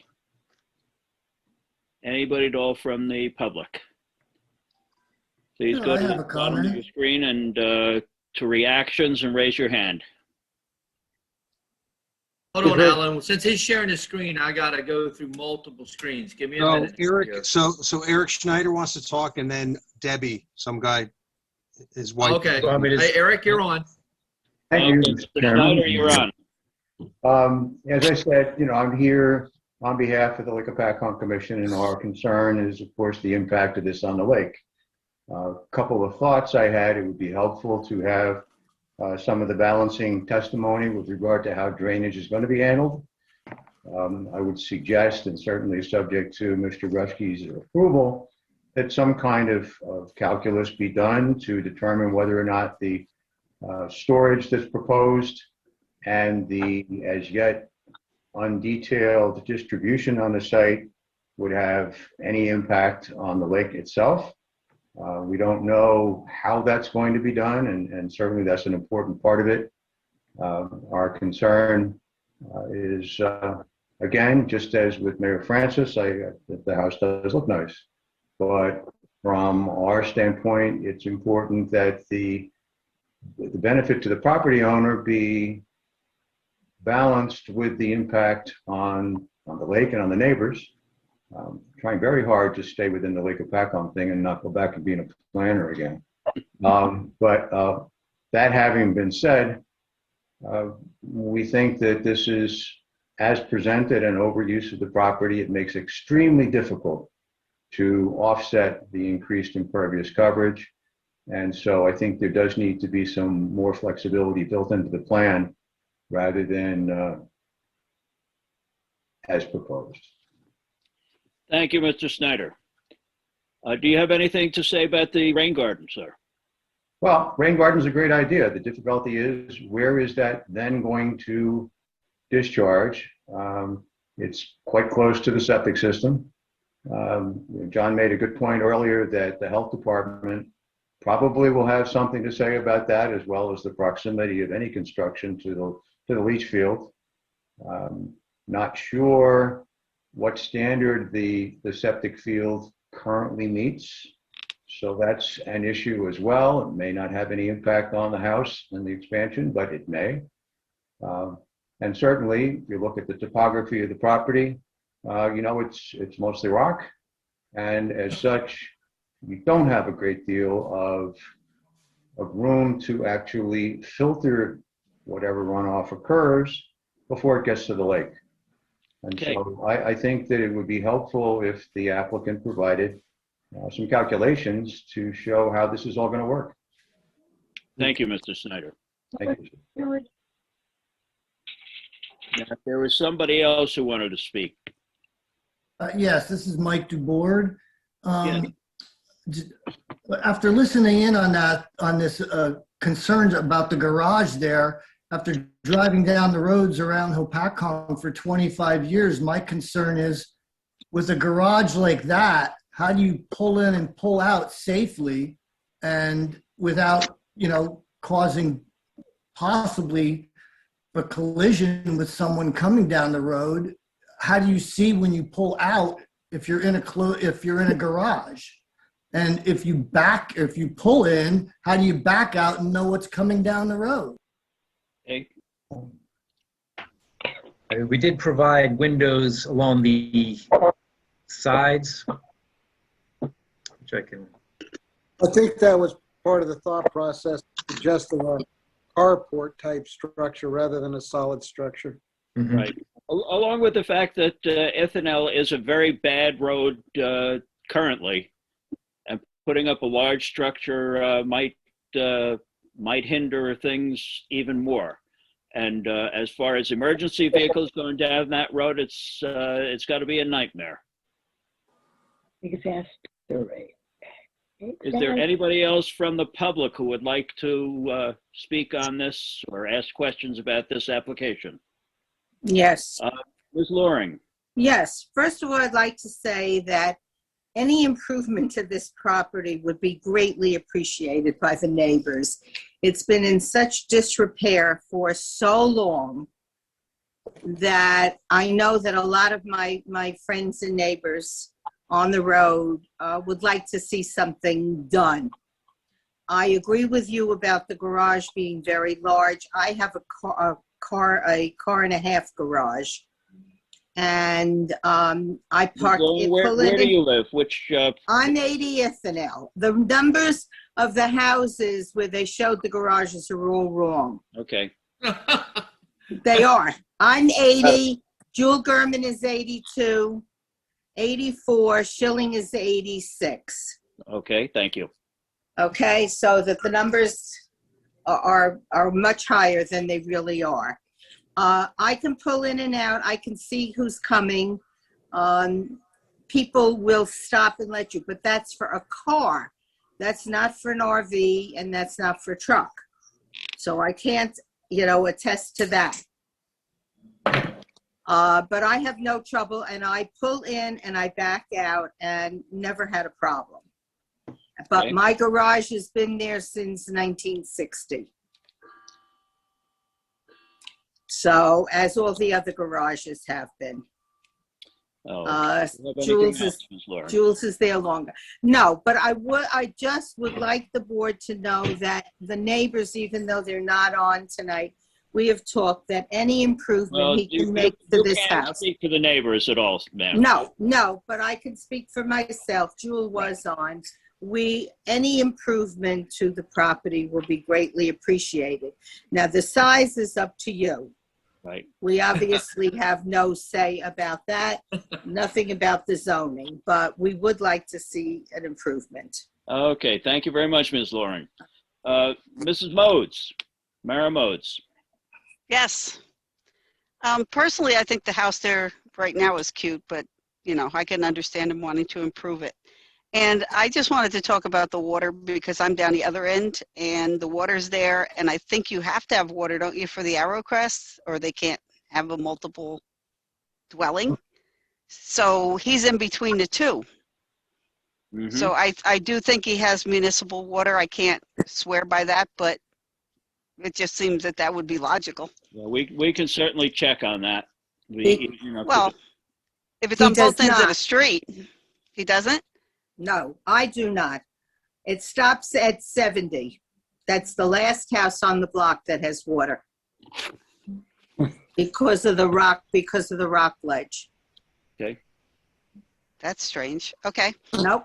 Shilling, none of us going down, right down, have city water, and we can't get it. Lilling is the last one to have it.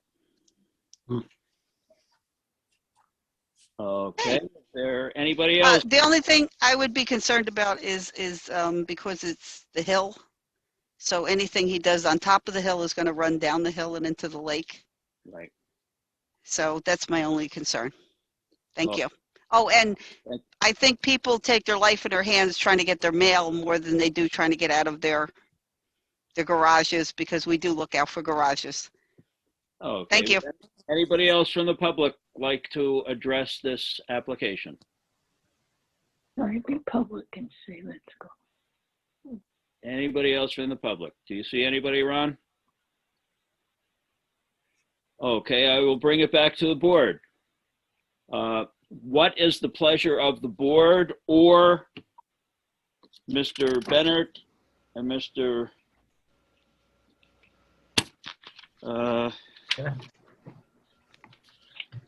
Alan, I would suggest perhaps the board members just give their feelings of the house and any part of the application so the applicant decide how he wants to proceed. Okay. Danielle, would you poll the board, please?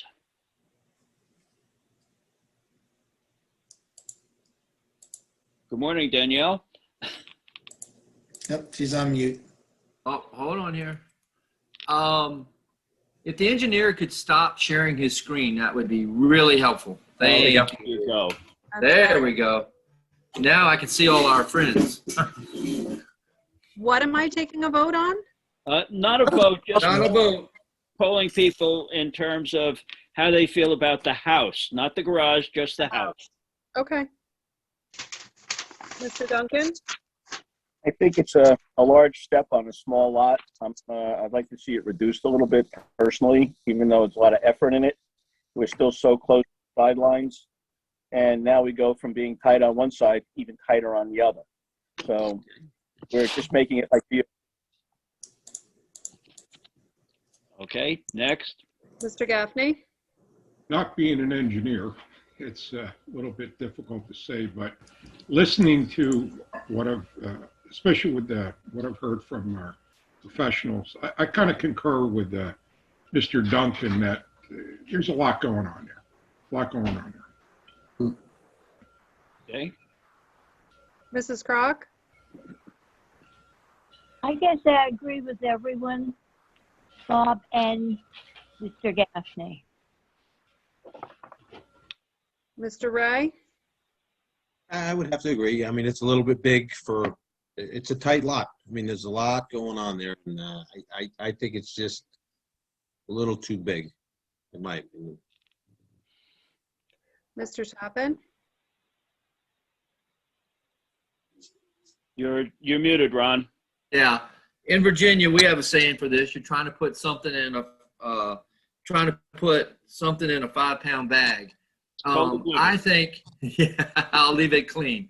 It is massive. It is an improvement. I encourage the improvement on the property. Obviously, the neighbors around it enjoy the improvement. I think we got to reel it into the standards and the variances and try to get closer to not having so many variances. That's what I would go to do. Okay. Councilman Schindler? Yeah, there is a lot going on. I think the house, I understand you want to square it off. I would actually pull that left side back to where that outcropping is. And the garage, yeah, it's the height is where I really have a problem. There's that big area above the garage doors. And, maybe do one enclosed garage and then on the side a carport type of thing if you feel like you really need it. So that's my opinion. Mayor Francis? I have no problem at all with the house. I think it's quite beautiful. I don't think it's unreasonable. The footprint really hasn't changed that much. I have a big issue with the garage. I think, quite frankly, a carport would be quite nice. A moderate at that. You could put a 2-car carport there and it would still be very open. It would resolve a lot of other issues. But the house itself, I don't want to get hung up on floor area ratio because we did away with that. That's simple nonsense. But I don't think the footprint of the house is that much bigger. And if they're going up rather than out, I think that's always prudent. And I think they're making a very nice product out of the house. If it was just a house, I would have no problem with it. And speaking specifically of the house, I could support the house. I just absolutely cannot support the garage. And Mr. Gilbert? I agree with Mayor Francis. I have no problem at all with the house. I do, however, have major problems with the garage. So with that, Mr. Bennard, how would you like to proceed? Well, at least I want to thank the board, first of all, at its encouragement, at least here on the house, and I understand and I'm sensitive to the opinions voiced, because I do think, I enjoy living in the community. I have other options. So I wouldn't go through all this if I didn't appreciate and like living there and make it a livable place. And as you know, it's tiny, so I really appreciate that. And with that said, I think what my takeaway is here, the garage needs major changes and potentially turn that into something very different. I get that. We'll go back to the drawing board. I hope that the house, I don't know what, I'm sure exactly what to walk away with the house. It sounds like it's a little bit split, but if I can, maybe if I get an agreement on the house that it's workable the way it is, then I'll go just back to the drawing board with the garage and figure out something there. At least it gives me something where I feel like it's worth investing into the property. And if I at least get a nice house to live in, or maybe I can live without having a garage or something less than that. But it gives me some place where I feel like I can move forward on. Otherwise, I'm getting really close to saying, you know what, I'll just leave it the way it is and put a DOT-approved guardrail there, and then this is what it is. Okay. So, would you like to have a continuation of this application then? yes, I would like that. Okay. For how long? April, May? May would be great. Okay. Our meetings in May are the 4th and the 18th. Which one would you prefer? The 18th. That's when I'm back to. Danielle, does that work? Yep. Okay, then I will entertain a motion to continue this application until May 18th with notice. I'll make that motion. Second it. Okay, we have a second? Mr. Duncan? Yes. Mr. Gaffney? Yes. Mrs. Rock? Yes. Mr. Ray? Yes. Mr. Tappan? Mike Tappan? Yes. Okay. Councilman Yeah, Schindler? yes. Yes. Mayor Francis? Yes. Mr. Gilbert? Yes. Okay, Mr. Bennett, you have an extension until that date, and it'll be with notice. Okay. Thank you very much. Have a good evening. Very much. Thank you, everyone. Gentlemen, Board. for coming tonight. Next, we have a new application by Matt Ruskowitz, Block 30102, lots 10 and 11, 3 and 5 Broadway. Applicant would like to build a new house on a vacant lot. Is Mr. Ruskowitz here? Yes. And Mr. I'm here. Matt Rusk. And are you going to have anybody else? No, I'm handling all the presentation. Okay, Bill, you want to swear him in? Would you please raise your right hand? Do you swear the testimony you're about to give will be the truth, the whole truth, and nothing but the truth? Yes, I do. And you are the property owner? No, I am the contract. I'm under contract to purchase the property. Okay. Okay. Oh, here it is. Mr. Ruskowitz, are you in receipt of Mr. Rushke's review? Yes, I am. And would you like to address it, please? Yes. Do you want me to go down each item, or do you want me to talk about what I'm looking to build in the first place? Let's talk about the technical review first. All right. Let me just pull it up on my screen so I can see it. Sure. Starts on page 2 of his report. Man, I'm just checking the application. You didn't file this as an LLC, did you? No, I did not. Okay, thanks. Yes, I'm looking at the report right now. Would you like me to touch base on each issue? Yes, if you would, please. All right.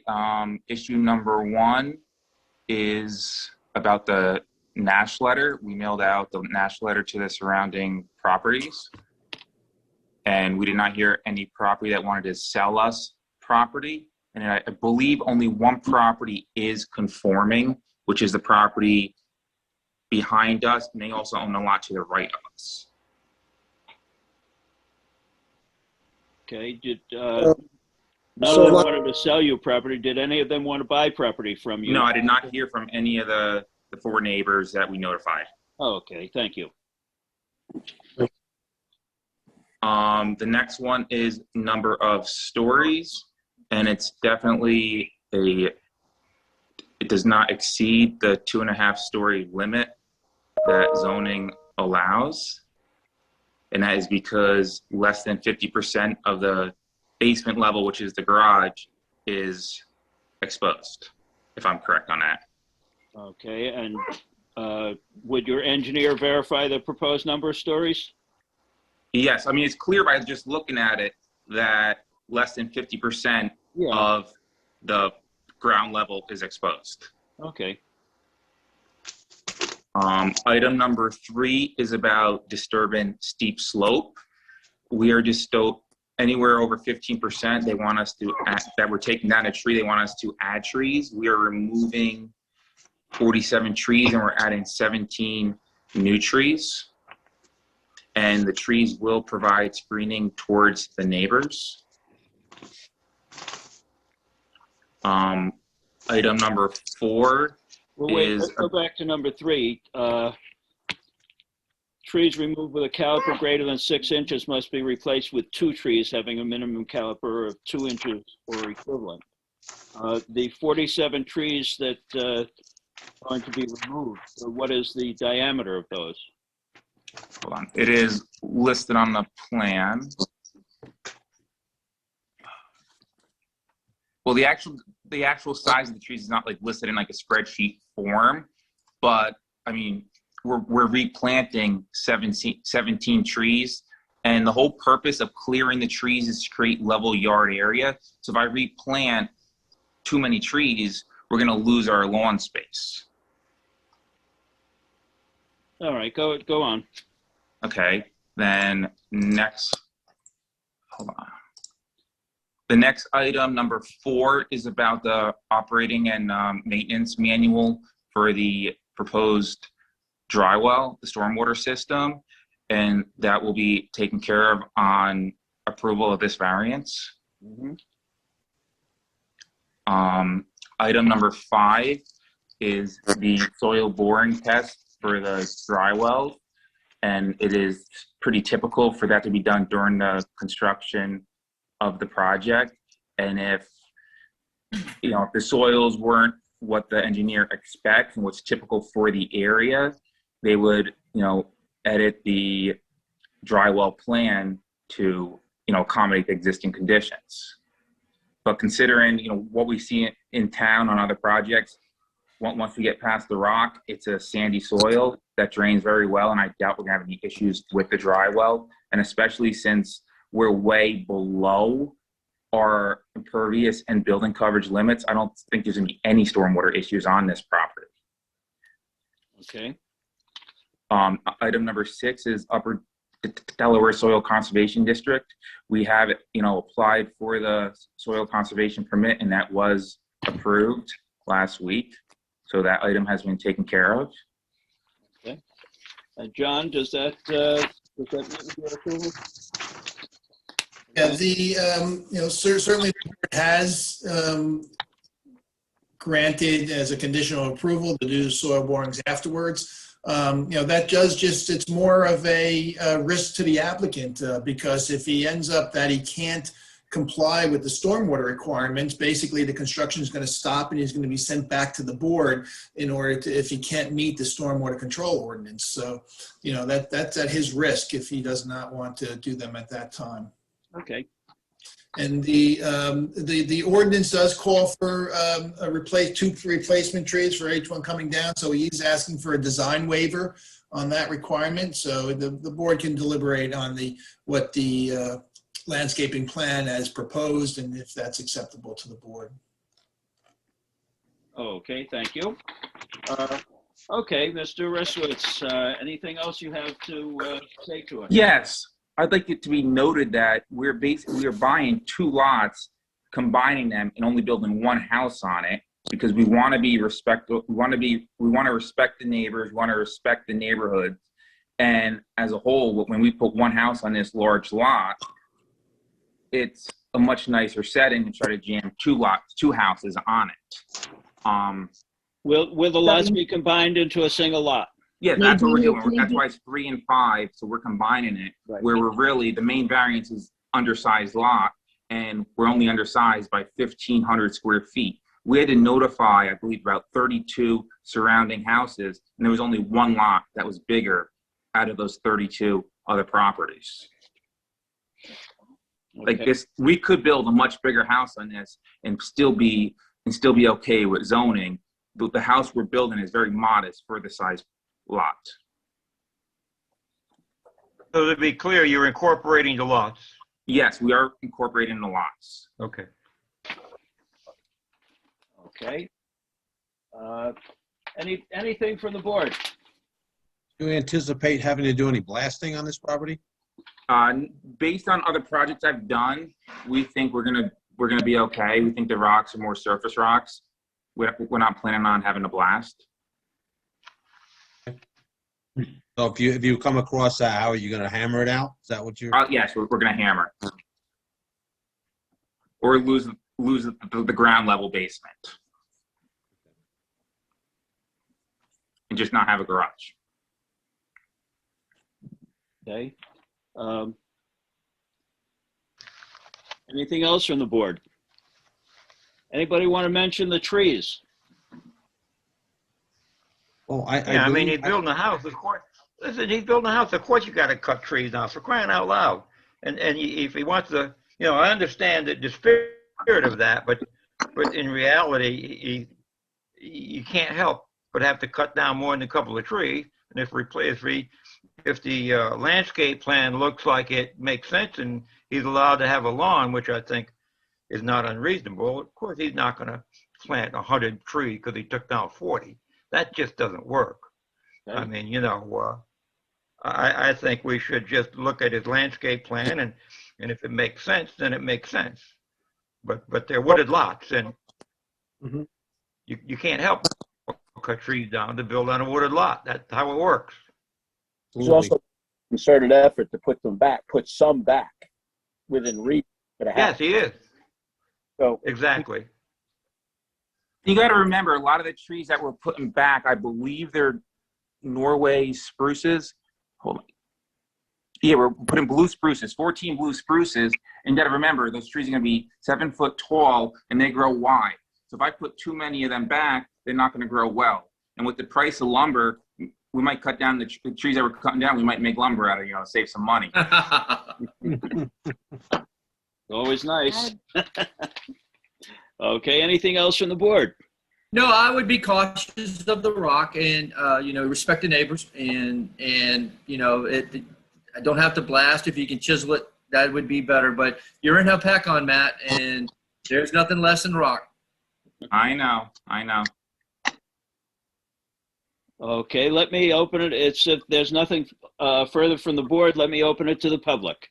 Would anybody from the public like to comment or question this application? Please go to the bottom of the screen and click on the reaction, raise your hand. We have one right here. Mr. Ray? Yes, hi, how are you? Mr. Rusk, may I call you Mr. Rusk? Yes, you can. Okay, first off, we've downloaded all the plans and printed out the application and so forth. Mr. Ray, where do you live, please? Oh, sure, 7 Broadway. I'm the one right next door. Thank you. Property line butts right up. Yeah, your driveway is right against the property line. You got it. Yep. So I just want you to know that we don't have a problem whatsoever with the house. We have a problem or a concern, not even a problem, just a concern with the possibility of the rock and, the hammering, as now I've learned, of the rock and what it potentially could do to ours and others' foundations around. Because like was just duly pointed out, Hopatcong is nothing but rock.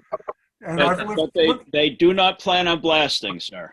Okay, so not knowing the difference from my risk on the foundation, hammering is much more easier on the ground coming over to my side. Yes, correct. If you look at it, the reason why we situated the house where we did on our property is because that put it the furthest from all the neighbors. The lot to the right of us was at one time was a town-owned property that was acquired by the lot behind us, lot number 14. So that lot never get built on. So that's why we hugged that side. When you hammer rock, you have a hydraulic hammer and excavator, and it's not going to damage neighboring foundations. I own a company that builds pools. We're very busy right now with that, but we routinely hammer pools in people's backyards that are 20, 25 feet away from their house with no issues. Where here, you're much further, and all the neighbors are much further than 20 or 25 feet. Right. Yeah, we noticed that and the location. Again, I can't speak for anybody else, but the rock was the biggest thing. Sadly, listening to this meeting tonight, I learned a lot, and maybe that's dangerous. But on Broadway, I actually wrote it down before it came up. But the parking in this house, I don't know exactly how many cars, but given that it's got 4 bedrooms, potentially down the road, there could be a few cars around. Now, I can't complain because we can park in front of our house. And all I'm suggesting is you be careful, because at 30 years, fire, police, and ambulance use our road, and they come around the corner, and people walking their dogs come around the corner, and they come around fast sometimes. So if you were to park on the shoulder, it would have to be hopefully off far enough the street. We park completely off the white line, off the side of the road, and it's never been a problem for us, but we're not right on the corner. So between the rock and that parking, I think it looks pretty nice, actually. And, you know, it's far enough away from us. I don't even think we'll be able to see it when we sit out on the front deck because I think it's going to be off the street far enough. So, Yeah, we are planting the blue spruces against your property line. And if, God forbid, let's say someone buys the house, you have 3 kids, they get their licenses, and they have 4, 5 cars now, they still have almost, I think, 1,500 square feet of lot coverage to work with where they could make the driveway bigger. I don't think you're going to see people here ever having to park in the road or anywhere near the road because they have so much more lot coverage available since we're not maxing out the property. yeah. I don't personally see a problem with, you know, with that at all. In fact, after 30 years of living here, my only concern was nobody doing anything with it because of the rock. And if you're going to give me, I mean, there's no guarantees in life, right? But if your best experience is that I shouldn't have a problem, well, you know, have at it. You know? Okay, thank you very much, Mr. Ray. Thank you. Jamie Sprague. Jamie Sprague? Hand is up. Yes, hi. Ms. Sprague, there you go. Hi. There we go. Yes, hi. I live on Santa Fe, and my concern is, again, like everybody else, the rock and drainage, because I'm the hill where the big rocks are is up high, and I'm lower. So I'm concerned about drainage. And I have to be honest with you, I only bought this house because when the realtor told me that nobody would build there because the property was not buildable because of all the rock, that's what brought me into Hopatcong, this house. I've heard that more than nobody once. could build across the street. They'll lie every time. Okay, well, there, you know, we do have ordinances about drainage, and you know, we are certainly taking care of that as best we can. And what about the water? Because I'm hooked up to the town water. So what happens to that? Are they gonna, when they start banging into these rocks, are they gonna break the old pipes? I had one breakage here last year in the street because the pipe broke. Well, hopefully not, but if it does, it'll be fixed. Yeah. That's what you all have we to can tell say. you. If it breaks, you'll fix it. Oh yeah. Right. Keep laughing. That's real nice. No, we unfortunately, Miss Sprague, we are having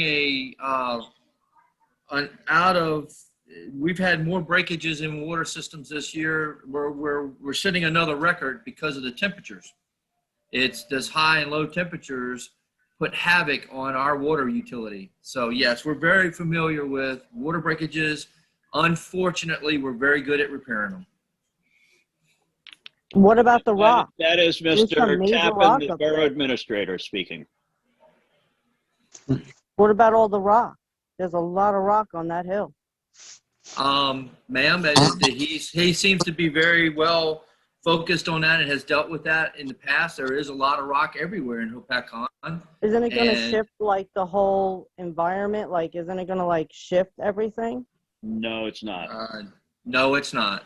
It's he's certified that he's not going to blast, which is most of the time the worst thing you can do for neighboring. But we as well as a lot of contractors in Hopatcong, we have to deal with rock, and the way his application seems very applicable.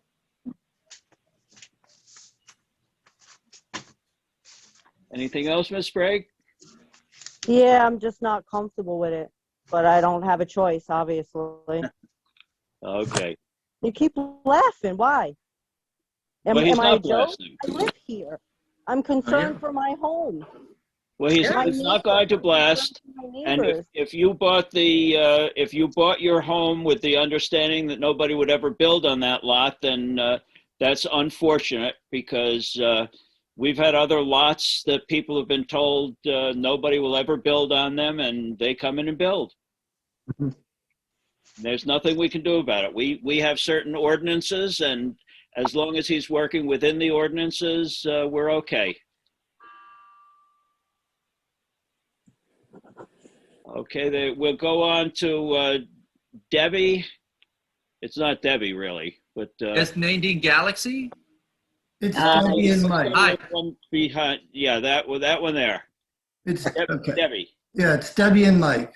That Mike. There you go. Yes. It seems like there's a sudden change in the board, and that Matt is golden now, and that whatever he says is fine. And it doesn't really seem like you're considering much about the neighbors now. You have one that says everything is great, and you have one that says that she's not happy. But anyways, we live right behind that property, and I can tell you right now, you can't stick a shovel in the ground because it's pure, solid bedrock. Okay. Okay, my house is built on it. I can take you down underneath it and you will see nothing that can come out. I built a kitchen on this lot with full intention of having a basement. And the minute they stuck that backhoe bucket in the ground, they got nowhere. And he's gonna have the same problem on that lot. Well, apparently he doesn't think so. I'd like to make a couple comments. Go ahead, Matt. Wait, everyone- I'm not done yet.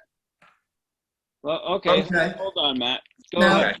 I also ran the public works and public utilities in this town for a few years, and I know a little bit about digging and blasting and getting through this rock. And I am telling you that that is solid rock back there. And I can also tell you, if you think you're going to chip your way through it, you're not, and you are going to shake my house. And I'm concerned because my well is sitting in the backyard, not 30 feet from that lot. Well, we can write the approval so that he cannot blast without coming back for our approval. Let's let Matt address the issue of the rock, because he was going to make a statement to it. And he also made a comment about if the rock was too much, he would leave it and lose the garage. Correct, Matt? Yes, I made that comment. If there's too much rock, it's not going to make any sense financially to put a basement in. And the comment I was going to make before, everybody's concerned about the hammering or blasting of the rock and concerns about their foundation. I don't know if these people realize how they put the water and sewer service in the first place. They hammered and they blasted. Are you deaf? I just told you I ran the public works and public utilities in this town. I certainly do know how it works. I'm certainly not deaf, but... Okay, so listen to it. I told you I have a well in my backyard, and I'm concerned about my well. Okay, let's And I'm move on concerned to about my Nadine foundation. Galaxy S10, please. Yes. Thanks for cutting me off. I'm not finished. Sir, you're getting a little too hot. So let's move on to Nadine's Galaxy S10. If you want, I'll come back to you, Mike. Please. How you doing, folks? Hello to the board. Am I presenting myself properly here? Yes, you are. You are. What is your name, please? My name is Nadine Patzer. I am at Port Lawless. I am the property that is directly behind the proposed new dwelling. Thank you. My concerns really kind of reside a lot along the lines of the steep and critical slope that just happens to be angled down to my property. Now, building even a two-story house at that slope level is going to sheet large amounts of water down into my foundation, not even talking about any drilling. So putting all that aside, I still have that issue. And in my opinion, looking at the slope, and it seems to be in the opinion of the board in the past with other lots right across that did not pass, where a trench needed to be dug in order to ensure that these types of runoff waters don't wind up in my foundation and flooding my property. As it stands right now, there's not a lot of perking on that property, being that it is all rock, as Mike had stated. And the only other solution I can think of is something that, I apologize, I had some kind of health issues and personal things going on in the 2 weeks time from when I got the letter. But correct me if I'm wrong, I don't know if I have anybody on the board's attention, but there was a proposal from Mr. Rustic to purchase that back lot that I do own. Now, it was previously contingent on me purchasing this property that they were commingled and merged together. If that property were to be sold, hypothetically, would the placement of the house be moved so where the critical slope may not be as much of an issue? And my other question is this home also established to hook up to public water and sewer? That also makes a big difference. And to the point that Jamie Sprague brought up about damaging of the water lines, as of right now, I've gotten documentation that states that if my water line gets damaged, that it's my responsibility to fix it. And I'm going to need some documentation that states that if any water line gets damaged, foundation gets damaged, anything as a result of this construction of this house, if it does go through, that us and all the neighbors have those kind of comforts and guarantees to make sure that we are protected if and after, if something comes about after. The only guarantees I can give you are that we have ordinances. We have a borough engineer, Mr. Rushke, who sees to it that the ordinances are followed. And if there is concern that that there will be a lot of runoff to your property and to your basement, Mr. Rushke will certainly look at the plans and make sure that this does not happen. And I'll be honest with you, I did not get a chance to touch base with him, and I would like the board's extension on that to speak to him in more depth.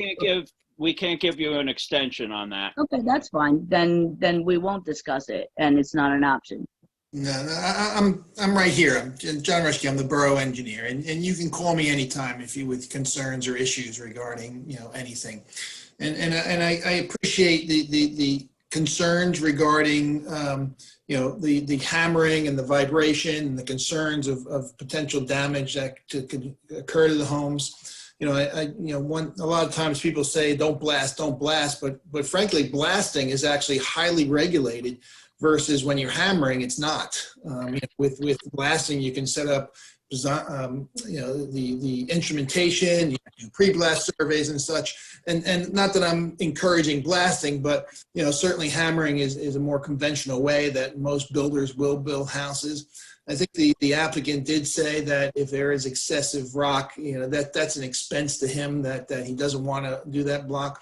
I think what we can incorporate into if the board wants to entertain an approval of this is that I can meet with the developer once he's starting the foundation, and we can look at the extent of the rock and perhaps what he could do to minimize the amount of vibration that occurs with the hammering is doing some pre-drilling and to loosen, basically the drilling allows for a point of relief so that the vibrations don't penetrate, don't propagate through the rock, but the pre-drilling can loosen the rock and allows it to break a lot easier. So I think we can provide some oversight so that the developer is for lack of a better word, kind of reckless with his hammering and make sure it's done, efficiently and appropriately. And along those lines, we have a very lengthy drainage report here that was prepared by an engineering firm in Rockaway that Mr. Rushke has privy to and he has looked over. And what is the drainage? Let me ask you a question. Why is the steep and critical slope denied as of right now without a variance if everything is in order. Well, if everything is in order, this is part of the, part of what is required.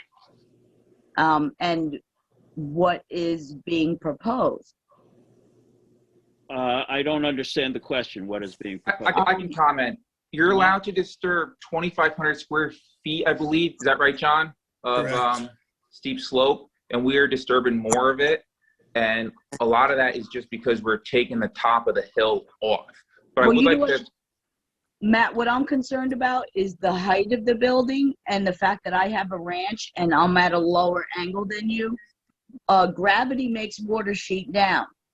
Where is that water going to go when it's so close to my property line? Well, okay. So first off, you're probably going to have less water runoff towards your property because everything that hits the house is going to the dry wells in the front. We position the paver patio to the left, so then it has the greatest distance before it hits a neighboring property. So I think you're going to actually have less. Right now, the property does slope towards your property, but by the time, once we catch the water that would hit the house and send that to the dry wells in the front, you're probably going to have less water running towards your property when this is all said and done. Right, and as I said, and I apologize. I wish I had a little bit more time to gather all the information, but I had pressing personal needs that couldn't be held aside. That puts me at a little bit of a disadvantage in the fact that I've had not an opportunity to do the proper research. And I guess I'm asking the board to honor me a little bit of time to address these things, because my property is the one that's going to be the most affected. Okay, should we go back to Mike? Yeah, again, I mean, I kind of echo some of the same concerns that Nadine does, but the steep and critical slope is behind me. And again, I have a well in my backyard, and you know, my well water actually changed when they started blasting, and they rearranged the way water drained through the streets when they put the sewers in. And I'm concerned that it's going to have an effect on my well. And there's going to be a lot of vibration when you're back there jacking with a hydraulic excavator. And the front yard setback just means that you're going to push the house further towards us. And I mean, it seems like the board has already made up their mind on this, that you may have a relationship with Matt that you like. That No, that's not true, sir. I've never met Matt before in my life. And well, let me respond to that. I wouldn't know Matt if he bit me. Okay? And so Mike, I don't appreciate that because it's simply not true. This is going to be approved or denied on its own merits. And just to address the board, this is Nadine Patzer. I don't think anybody ever answered my question about if the water line that runs all the way through my property to Santa Fe, if that water line, which you know, could be fragile as it's been there for quite some time, as we all know. I have documentation and paperwork that's told me that if that water line gets damaged, it's my responsibility. Ron, is that true? That is correct. That is correct. She's talking about a line on private property. This is a service line, right, John? Yeah, service line. Yeah. I mean, the chances of damaging that are less than zero. I mean, if you ask me, that's 100 over 100 feet away from that. Listen, my middle name is Murphy, sir. I'm literally so I'm just looking for something more than, you know what I mean. I respect your opinions. You guys are the professionals by all means, but this is my one and only investment, and every last penny of my money is dropped in here. And the board knows this. I've struggled before, and I just want to make sure that any extra burdens that may come to me may bury me and my ability to make sure that this property is maintained appropriately. And I need the board to consider that I also have a financial burden, and I do not have excess funds to correct things that maybe would not have been in place. I don't want to dispute, apparently the land purchase issue has been taken off the table. Is that what I'm understanding? Unless someone speaks up and intends and makes an offer to purchase this property, an offer to purchase the property would have to be valued as if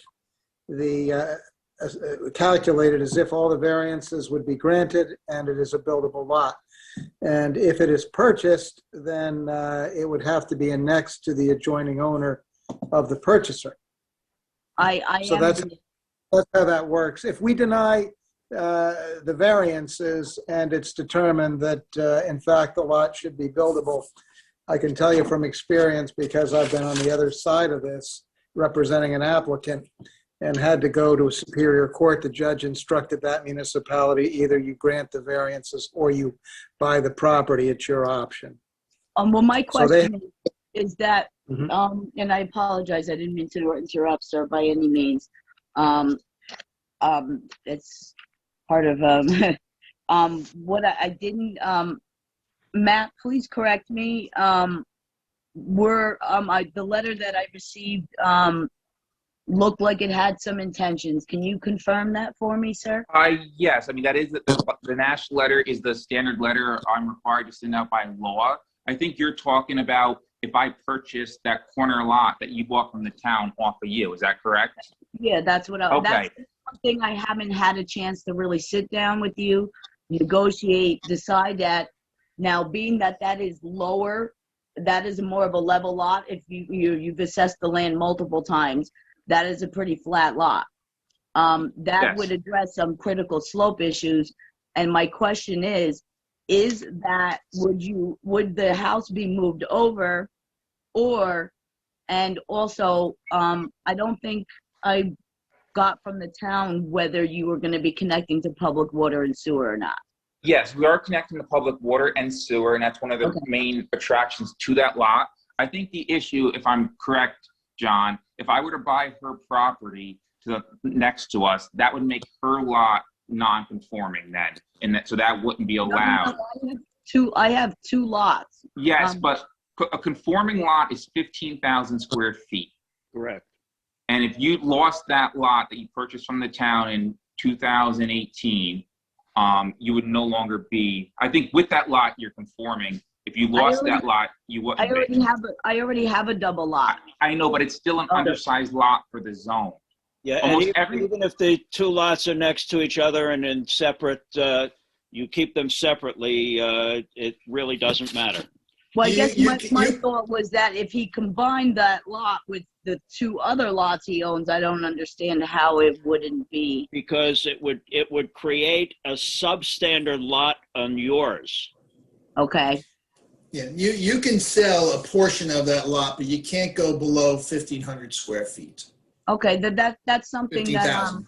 that's something that I'm willing to hear. And I apologize that normally I'm extremely organized.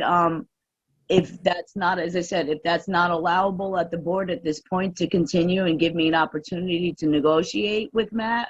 Well, we can't do Matt could on his own ask for a continuance so that you could negotiate. I would not. Most likely, I would not do that because I'm guessing you have a mortgage on your property. If you have a mortgage on your property, it's very difficult to subdivide a portion of the land off without doing a refinance. It's a much bigger ordeal than just doing a minor subdivision where I take, whatever it is, 1,400 square feet from you. Right, but you don't understand. I would defer to Bill. Excuse me, I'm sorry, but we've actually had this situation occur actually in town years ago. We have. Now, the lot we're talking about is lot 17, I take it, and that should have been combined with your property. It shows it as a separate lot. Is it still a separate lot on the tax roll? I guess it is. I'm not quite sure why it wasn't combined, but it should have been. If you check the deed, it was supposed to be merged because that was bought at auction in 2018 for $3,700 from the town. So the deed would state that it had to be merged. So currently it's not divided and can be sold as, And currently you pay two separate tax bills. You have a separate tax bill for that. I don't believe I'm supposed to, but I have a hard time getting in touch with the tax department for anything, so. Well, I'll Well, you would- when you pull up the tax record, it shows it as merged. Okay, all right. That's If what I it goes, thought. Pretty sure on that. okay, if it's merged, then the applicant is right. If there's a mortgage that covers all of it, and the only way there'd be a mortgage that covers all of it is if you received or obtained a mortgage after 2017 when you acquired the property. No, my mortgage was initiated in 2004, and depending on, Cover this, then your mortgage does not cover this. If you're taking a position that you would be interested in selling the entire property of lot 17 to the applicant or a portion of the property to the applicant, then you should be provided an opportunity to try to negotiate that. and it That's the has position. to, yeah, if it shows me to be a net tangible benefit that, you know, and that makes him be able to move things over, whatever, it's up to Matt if he wants to discuss that or not, because right now, the critical slope that is there and the rock that's there, and I understand you have experts, and I do trust them to an extent, not a lot, I'm sorry, but there's no percolable area there. I don't see how the water sheets down to my house as it is from the lot without a house. So Yeah, but now we're catching part of that water and sending it to the dry wells. and this is also something that I didn't get a chance to download, so I'm at a disadvantage in not seeing your plan. So And I'm looking at the tax record right now. When I pull up your property number 4 law list, it's listing additional lots as lot 13 and lot 12. I have 3 lots. Yeah, but that is listing is listing 2 additional lots on the tax record. I know. I have 3 lots, sir. Yes, but what I'm saying, it's listing it as 1. That means it was combined. That's what it I'm was. gonna That was the. I'm going to recommend to the board, we're not going anywhere. And I don't like to do this, I like to see things come to conclusion, that we postpone this to allow you to try to negotiate to see whether you can sell that lot or a portion of the lot, if you come to some agreement, to the applicant to increase the size of the applicant's property. And William, do you, I apologize, I can only see your William's iPad there, so hopefully I'm addressing you properly. Please accept my respect. The drainage report that you did get from Rockaway or whoever did that, is that something that would be accessible for my review? Yes, it is. Yes, it is. All materials that are presented are accessible for you. How would I go about getting that documentation? Contact Danielle at They're the, also on the website. yep. Or I'm assuming Matt would also have all of this information? Yes. I'd like to make some other comments. We're very close to be a conforming lot, and considering we're one of the largest lots out of the 30-something I had to notify, I really would not want this application postponed on the hope of maybe I can negotiate with her and buy a portion of the lot. I think that's a stretch, considering that it does appear from what I could look up now that it is combined. If I was trying to put 2 houses on these 2 lots, I think that would be a different story. I think what I'm trying to build is very modest for the size of it. I'm nowhere close to maxing out building coverage. I'm nowhere close to maxing out lot coverage. I think what I'm building fits the property well. I think, Matt, I'm sorry, I just interrupt you, but there is case law on this. And I think this is something that you do have to satisfy this requirement under the statutes regarding building on an undersized lot. And there's a lot of case law, and there's actually a whole procedures. If you negotiate, if you can't come to a negotiation, she has a right to come to the board to hear, the negotiations and evaluate the value of the property. There's a whole process with this, and I think that you do have to go through this exercise because it's required. Matt, how about if we postpone this until April 6th? Are we able to, I have another variance for in 2 weeks. Are we able to transfer this one to the 16th of March? I got another property coming up, but I'd like to settle this one first. Danielle, what do you think? That meeting is pretty full. No, I want to move the other property to April and carry this one to the one in 2 weeks, March 16th, and deal with this issue then. We can do that. Okay. Just make sure it's noticed properly, that's all. John and Bill, would that give sufficient time for him to negotiate? Oh, I'm gonna ask, and can I call you Nadine? Yeah, you're holding my feet to the fire. It just so happens to be an extremely horrible medical month for me, and I will try. I couldn't hear you, William. It does not give you a whole lot of time, but you'll have to analyze in terms of how that affects. Hopefully you have a survey of your property. Oh, I do. I do. Okay. That will help. And perhaps you have a survey of the borough property when you purchase that. Yes. Well, I don't know. I have a posted out survey when I purchased the second lot. Oh, good. I have not done an official survey on that back lot. All right. All right, Matt, that agreeable to you to move your other application to April 6th and to move this one to the 16th? Yes. Okay. Let's have a motion from somebody on the board to do that. To continue this application until the 16th of March and to move his other application from the 16th of March to the 6th of April. I'll make that motion. I'll second that. Mr. Duncan? Yes. Mr. Gaffney? Yes. Mrs. Crock? You may have lost her. Mr. Ray? Yes. Mr. Toppin? Yes. Councilman Schindler? Yes. Mayor Francis? Yes. Mr. Gilbert? Yes. And let's be clear, that is without further notice. But he does have to notice the April application that he's going to now reschedule. He hasn't noticed that one yet, as far as right, Matt? Yes, I had all the envelope stuff that I was gonna mail them tomorrow, and I'm gonna scratch that.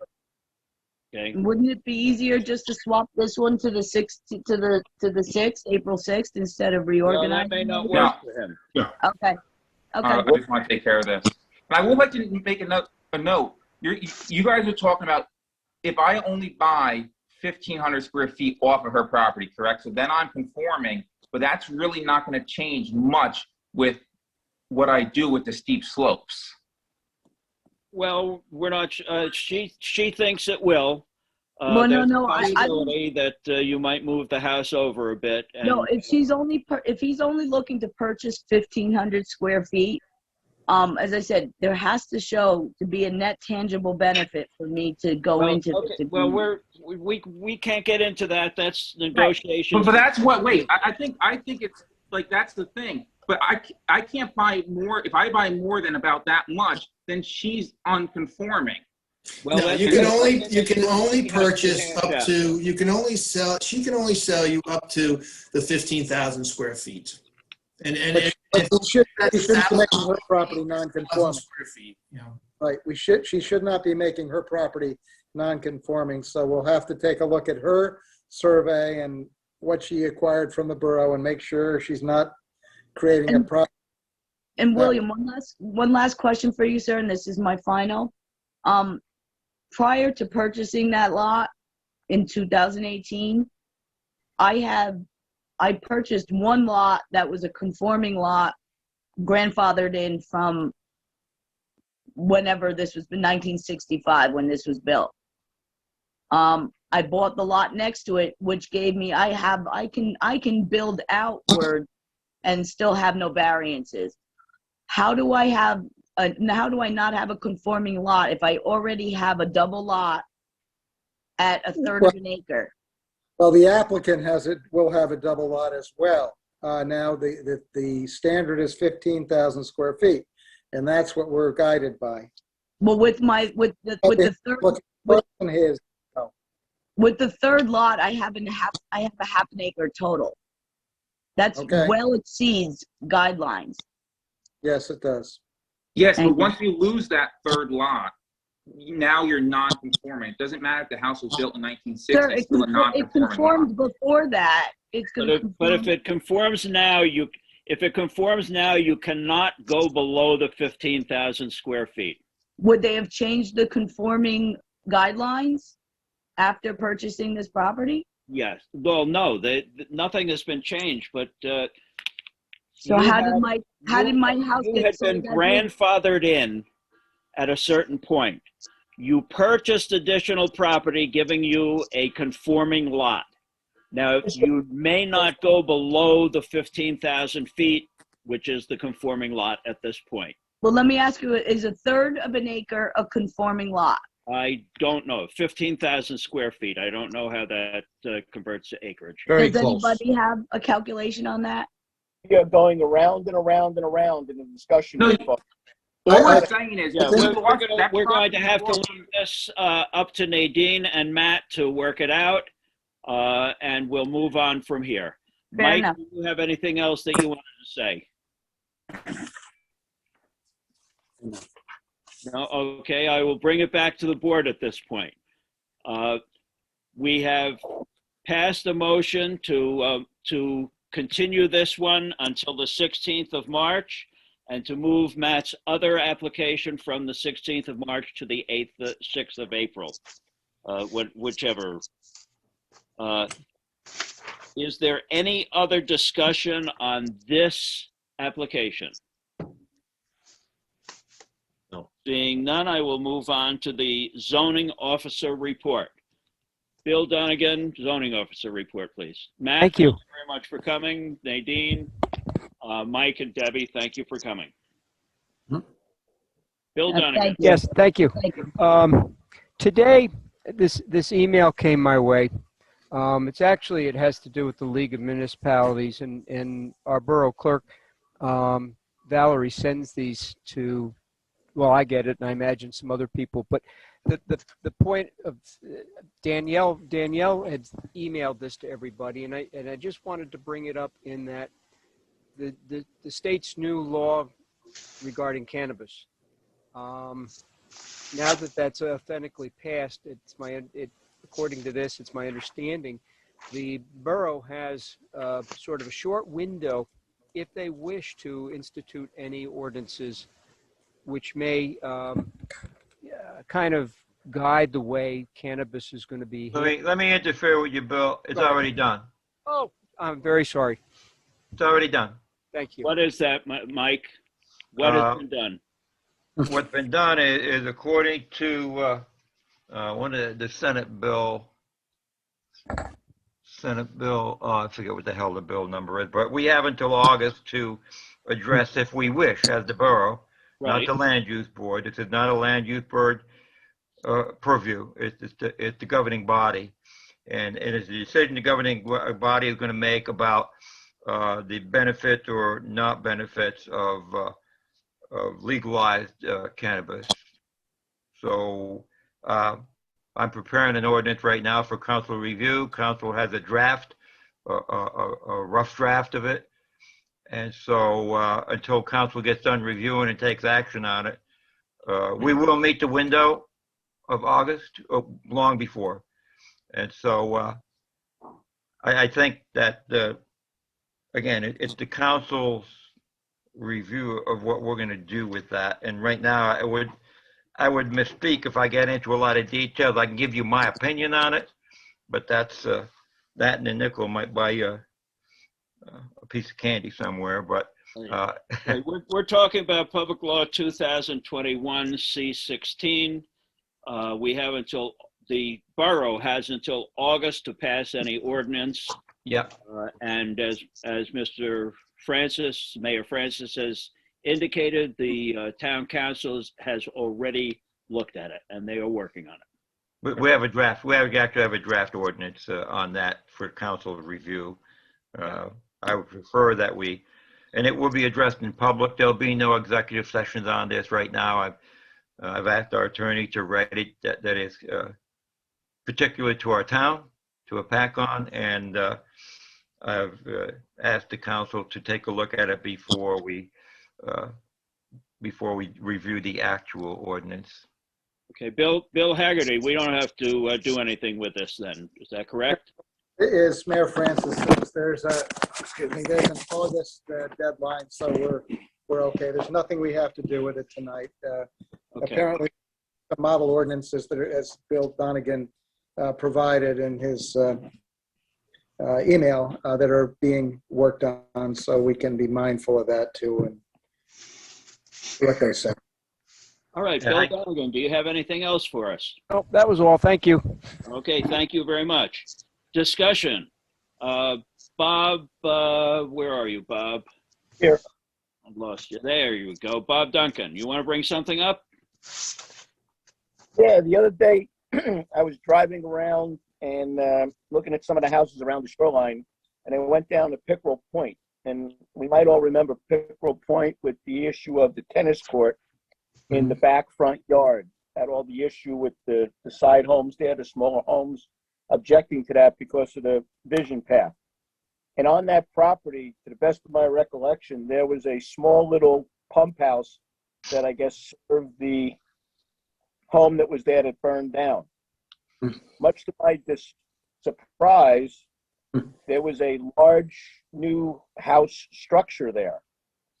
And I don't know of anything it wasn't on the plans when we looked at it, when we approved it, and we see something there now. I sent the pictures over to Alan to take a look at, but I think maybe someone should take a look at that and find out why that structure. I have a brand new structure that matches the main house next to the tennis court by the road. Well, we never approved that. Got a garage door, second. Right, and it's my understanding that if they did any construction, if they did expand that pump house, that should have been done with permits issued by Bill O'Connor. Is that correct? Absolutely. Bill, you want to take a look at that? There. Yeah, I will take a run down there tomorrow and see what's what. No, I mean, as a matter of fact, I believe they may not even have gotten their final COs on that yet. Yeah, I don't recall doing a final inspection on that. Okay. Well, that's an enforcement issue. That is totally an enforcement issue. Yep. Okay, just something I noticed. I mean, I know we had so much controversy from the neighbors that it kind of stands out. Yes. And while we're on the subject of enforcement issues, I'd like to point out to Bill Donegan, we passed ordinance not too long ago about the size of motor vehicles that can be parked on properties. Commercial ones, yes. Bell Avenue, there is a huge dump truck being parked. Okay, I'll go take a look at that too. No, I'll just mention it to you. Thank you. Thank you for your input. All right, Bill. Are there any other items for discussion? Seeing none, we will move on to resolutions. Alan, Yes. there was the stormwater ordinance that was passed by the mayor and council that yes. was supposed to be on there. I don't know if John just wanted to do a quick overview. John, when do you want to do that? You want to do it now, or you want to do it under old or new business? Yeah, whenever you're ready. Okay, go ahead. Yeah, it's in March of 2020, the state of New Jersey issued a new general stormwater municipal permit to all municipalities in New Jersey, and we're following suit with every other town in New Jersey to updating the stormwater control ordinance to reflect those new permit requirements that were issued in March. And the changes are not that significant, and frankly, we don't get many of major developments in town. I think Mariner Point was the last major development. It's a project that disturbs more than 1 acre. And, we really don't get many of those in Hopatcong. But the more significant changes is that the DEP regarding addressing water quality, they don't want to see as many manufactured treatment devices. They want to see more green infrastructure, and which is basically more groundwater infiltration, more natural structures versus the advanced. So that's what's been incorporated in the ordinance. One other this is one that's very significant, is that they now require that for major developments, you basically are looking at the cumulative increase in disturbance or increase in impervious coverage to the site in order to trigger a major development. So, they kind of caught up with a loophole that was in the old ordinance, and some developers, they would develop a site up to 0.99 acres and then, build that out and then come back with another application that's more to avoid kind of constructing, meeting these stormwater regulations. So they kind of took that loophole out. So now you have to look at cumulative disturbances from the point of the ordinance. Does this ordinance have to go to the council? Yeah, it went to the council, and then it's coming here for a consistency determination. It's to make sure it's consistent with the master plan, and Bill can draft that letter. But it is consistent with the element of the master plan that we have specifically that was drafted for stormwater control ordinance, stormwater control plan that basically the need for that. Would this apply then to that proposal that is on Lakeside Boulevard? Which proposal is that? That's the proposal that's coming back to us later. Yes, that was a major development anyway, and the fact that they submitted before the ordinance was adopted, they're bound by the current code, but there is no change in the how that would be regulated. Okay. They are in fact they are proposing a detention basin, which is in line with the green infrastructure, and they're not proposing a manufactured treatment device. So they're consistent with the old ordinance and the new. Okay, good. Thank you. What we're looking for is a motion to recommend the ordinance to the town council for adoption as consistent with the master plan. Okay. I'll make that motion. Okay. Is there a second? I'll second. Mr. Duncan? Yes. Mr. Gaffney? Yes. Mrs. Croft? I think she's gone, right? Yeah. Hmm. Mr. Lee? Mr. Ray? Yes. Mr. Tappan? Yes. And Mr. Gilbert? Yes. Okay, we will now move on to resolutions. Andrews Jarish, February 2nd, 2011 was the hearing date. 2021 was the hearing date. Motion is in order to approve the resolution for a minor subdivision that is lot adjustment variance. I make a motion to approve. And Exporter Road. Second. Mr. Duncan? Yes. Mr. Gaffney? Yes. Mr. Ray? Yes. Mr. Tappan? Yes. Councilman Schindler? Yes. Mayor Francis? Mayor Francis. Hi. Hey, Mike, unmute. You're muted. Just That's get the switch. thumbs up or thumbs down. Yes. And Mr. Gilbert? Yes. Jerome Lesh, February 2nd, 2021. Motion is in order to approve the last resolution permitting the removal of 5 single homes and construction of a single-family home and replacement for 231 Maxim Drive. I don't make that motion. Second. Mr. Duncan? Yes. Mr. Gaffney? Yes. Mr. Ray? Bob. Bob? Bob, you're muted. Yeah, he said yes. Okay. Mr. Tappan? Yes. Councilman Schindler? Yes. Getting late, Bobby? I'm still getting used to this. No. Charles Shapiro, February 2nd, 2021. Motion is in order to approve the Shapiro resolution permitting construction of a second floor addition to the home at 7 Coulter Place. I'll make a motion.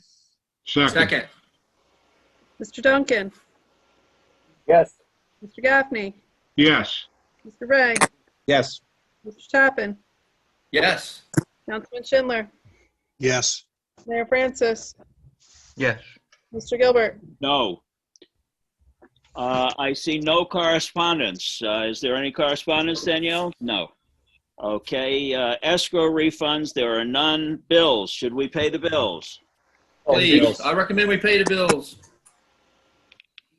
Do I have to take a roll call for bills? Yes. Okay. Mr. Duncan, Yes. Mr. Gaffney, Mark? Mark says yes. okay. Mr. Ray, Yes. Mr. Tappan, Yes. Councilman Schindler, Yes. Mayor Francis, Yes. Mr. Gilbert. Yes. I will now open the meeting to the public. Would anybody from the public like to address the board on any issues at all? Any issues at all? If you would, please go to the bottom of your screen, the reactions, and raise your hand. Seeing none, I will bring it back to the board. Is there any old business? Is there any new business? Okay. Who wants to adjourn us? I'll make a motion, we adjourn.